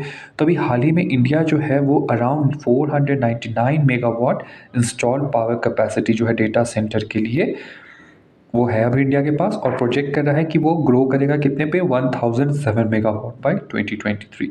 तो डेटा लोकलाइजेशन नॉर्म जो है ये बहुत ही क्रूशियल इंपॉर्टेंट बना देता है कि ऐसा एक रोबस्ट डेटा सेंटर इंफ्रास्ट्रक्चर हो इंडिया में। और ये ज़रूरी है कि इंडिया का जो डिजिटल सॉवरेनिटी है इन रिलेशन टू वर्ल्ड वो प्रोटेक्टेड रहे, वो सुरक्षित रहे। तो डेटा सेंटर क्या है? तो ये एक डेडिकेटेड सिक्योर स्पेस है एक सेंट्रलाइज लोकेशन में अंडर में, जहाँ पे कंप्यूटिंग और नेटवर्किंग इक्विपमेंट जो है वो कंसंट्रेटेड होंगे, वो सारे वहाँ पे इकट्ठा होंगे ताकि कलेक्ट किया जा सके, स्टोर किया जा सके, प्रोसेस किया जा सके, डिस्ट्रीब्यूट किया जा सके और अलाउ किया जा सके access to large amount of data. ये क्या प्रोवाइड करेगा? तो नेटवर्क इंफ्रास्ट्रक्चर जो कि कनेक्ट करेगा सर्वर को किससे? एंड यूज़र लोकेशन से, स्टोरेज इंफ्रास्ट्रक्चर ताकि डेटा को स्टोर किया जा सके और कंप्यूटिंग रिसोर्सेज ताकि प्रोवाइड करे पोस्ट प्रोसेसिंग मेमोरी जो कि एप्लीकेशंस चलाता है। अब कोडेक्स एलिमेंटेरियस कमीशन क्या है? तो अभी हाल ही में जो कोडेक्स कमिटी है on spices and culinary herbs CCHS उसने फाइनलाइज किया है और रिकमेंड किया है क्वालिटी स्टैंडर्ड किसके लिए? नटमेग, सैफरन, चिली पेपर और पेपरिका के लिए। और फॉरवर्ड किया है इन प्रपोज स्टैंडर्ड को किसको? कोडेक्स एलिमेंटेरियस कमीशन को। तो जो कोडेक्स एलिमेंटेरियस है वो इंटरनेशनल फूड स्टैंडर्ड है, गाइडलाइन है और कोड है उन प्रैक्टिसेस का जो कि कंट्रीब्यूट करते हैं to safety, quality and fairness of international food trade. तो ये जो फूड स्टैंडर्ड है ये food standard guideline and code जो है ये मदद करता है कंज्यूमर हेल्थ को बचाने के लिए और रिमूव करने के लिए बैरियर टू ट्रेड। तो जो कोडेक्स एलिमेंटेरियस कमीशन है ये बॉडी है जो कि रिस्पॉन्सिबल है उन सभी मैटर्स के लिए रिगार्डिंग कि जो भी इम्प्लीमेंटेशन करना है joint food and agriculture organisation and WHO food standard programme के रिगार्डिंग। तो मेंबरशिप जो है इस कमीशन का ये ओपन है सभी मेंबर नेशंस के लिए और एसोसिएट मेंबर के लिए। किसका? तो फूड एंड एग्रीकल्चर ऑर्गेनाइजेशन और WHO का जो कि इंटरेस्टेड है इंटरनेशनल फूड स्टैंडर्ड में। कमीशन जो है वो रेगुलर सेशन में मिलता है साल में एक बार और वो कहाँ होता है? तो ऑल्टरनेटिवली जिनेवा एंड रोम में, एक साल जिनेवा एक साल रोम, एक साल जिनेवा एक साल रोम। और ये वर्क करता है 6 UN ऑफिशियल लैंग्वेजेस में।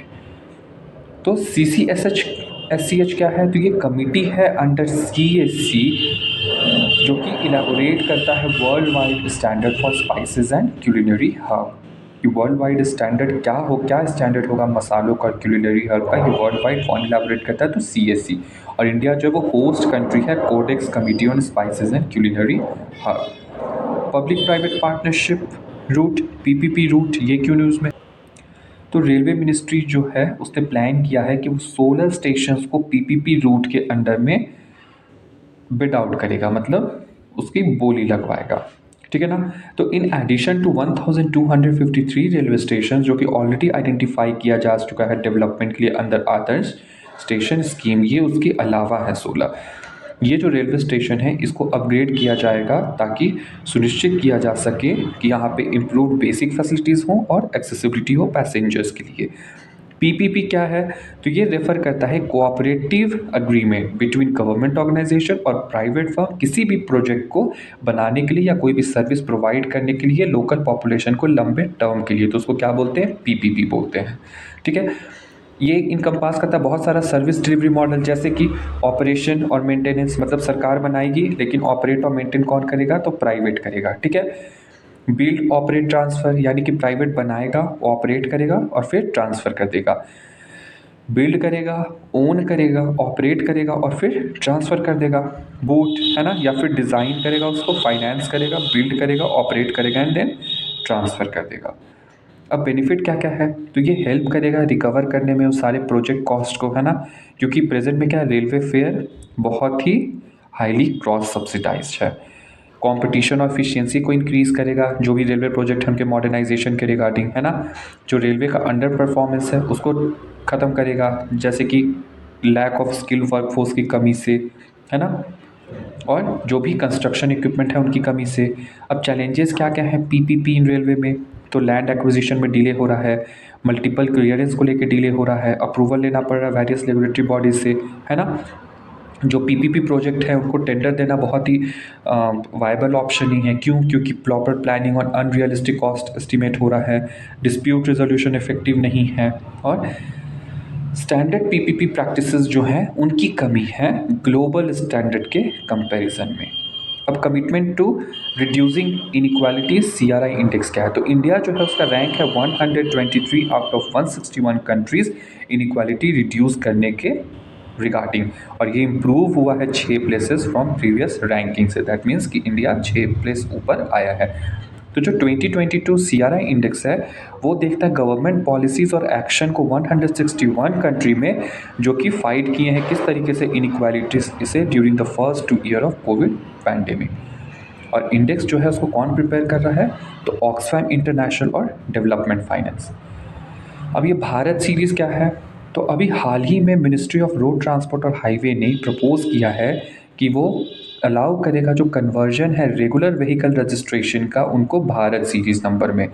तो अभी हाल में केवल जो नए व्हीकल है वही ऑप्ट कर सकते हैं BS सीरीज़ मार्क के लिए, लेकिन इस अमेंडमेंट के साथ क्या होगा कि जो रेगुलर रजिस्ट्रेशन मार्क वाले गाड़ी हैं वो भी कन्वर्ट किए जा सकेंगे भारत सीरीज़, सब्जेक्ट कि उनको पे करना होगा एक प्रॉपर टैक्स।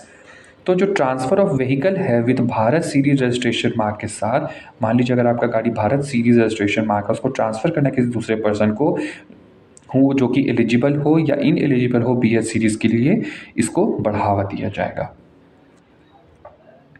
तो मिनिस्ट्री ऑफ रोड ट्रांसपोर्ट जो है वो भारत सीरीज़ के साथ आया है ताकि जो व्हीकल्स का ट्रांसफ़र होता है वो आराम से हो सके और व्हीकल ओनर को री रजिस्टर करने का जो प्रोसेस होता है उससे फ्री किया जा सके एक स्टेट से दूसरे UT में जब वो शिफ्ट होता है। तो व्हीकल रजिस्ट्रेशन फैसिलिटी जो है भारत सीरीज़ के अंडर में वो वॉलंटरी है, मतलब आप कर भी सकते हैं नहीं भी कर सकते हैं। किसके लिए, तो डिफेंस पर्सनल जो भी एम्प्लॉय हैं सेंट्रल और स्टेट गवर्नमेंट के, पब्लिक सेक्टर अंडरटेकिंग के, प्राइवेट सेक्टर कंपनीज़ के जिनका कि ऑफिस जो है वो 4 या उससे ज़्यादा स्टेट और UTs में हो। वर्किंग सर्टिफिकेट जो है वो ज़रूरत है सबमिट करने के लिए प्राइवेट सेक्टर एम्प्लॉय को ताकि वो मिसयूज़ को प्रिवेंट किया जा सके। नेक्स्ट है एल्युमिनियम वैगन्स। तो अभी हाल ही में जो यूनियन रेलवे मिनिस्टर है उन्होंने हरी झंडी दिखा दिया है कंट्री के first freight train with an all aluminium wagon rake. तो इसको बनाया गया है किसके साथ मिलके, तो बेस्को लिमिटेड वैगन डिवीजन और एल्युमिनियम मेजर हिंडाल्को। तो एज रिपोर्टेड जो इंडियन रेलवे है वो प्लान कर रहा है कि 1 लाख वैगन जो है उससे ज़्यादा को ये डिप्लॉय कर सके आने वाले सालों में। तो अभी प्रेजेंट में क्या होता है कि इंडिया के जितने भी हाई स्पीड ट्रेन हैं इंक्लूडिंग द राजधानी एंड शताब्दी, ये यूज़ करते हैं लिंक हॉफमैन बुश कोचेज़ जो कि बने होते हैं स्टेनलेस स्टील से। तो एल्युमिनियम यूज़ करने का फ़ायदा क्या है, तो लोअर कार्बन फुटप्रिंट है ना, क्योंकि उसका वेट कम होगा। तो ऐसा अनुमान लगाया गया है कि हर एक 100 kg वेट रिडक्शन के लिए वैगन का जो CO2 सेविंग होगा वो 8 से 10 टन होगा। रिसाइकलेबल है, एल्युमिनियम ट्रेन जो है वो 100% रिसाइकलेबल है, और जो रिसाइकलेबिलिटी है वो हेल्प करेगा time of global volatility in metal prices में। जो ग्लोबल वोलाटिलिटी होता है मेटल प्राइसेस में उससे मदद करेगा।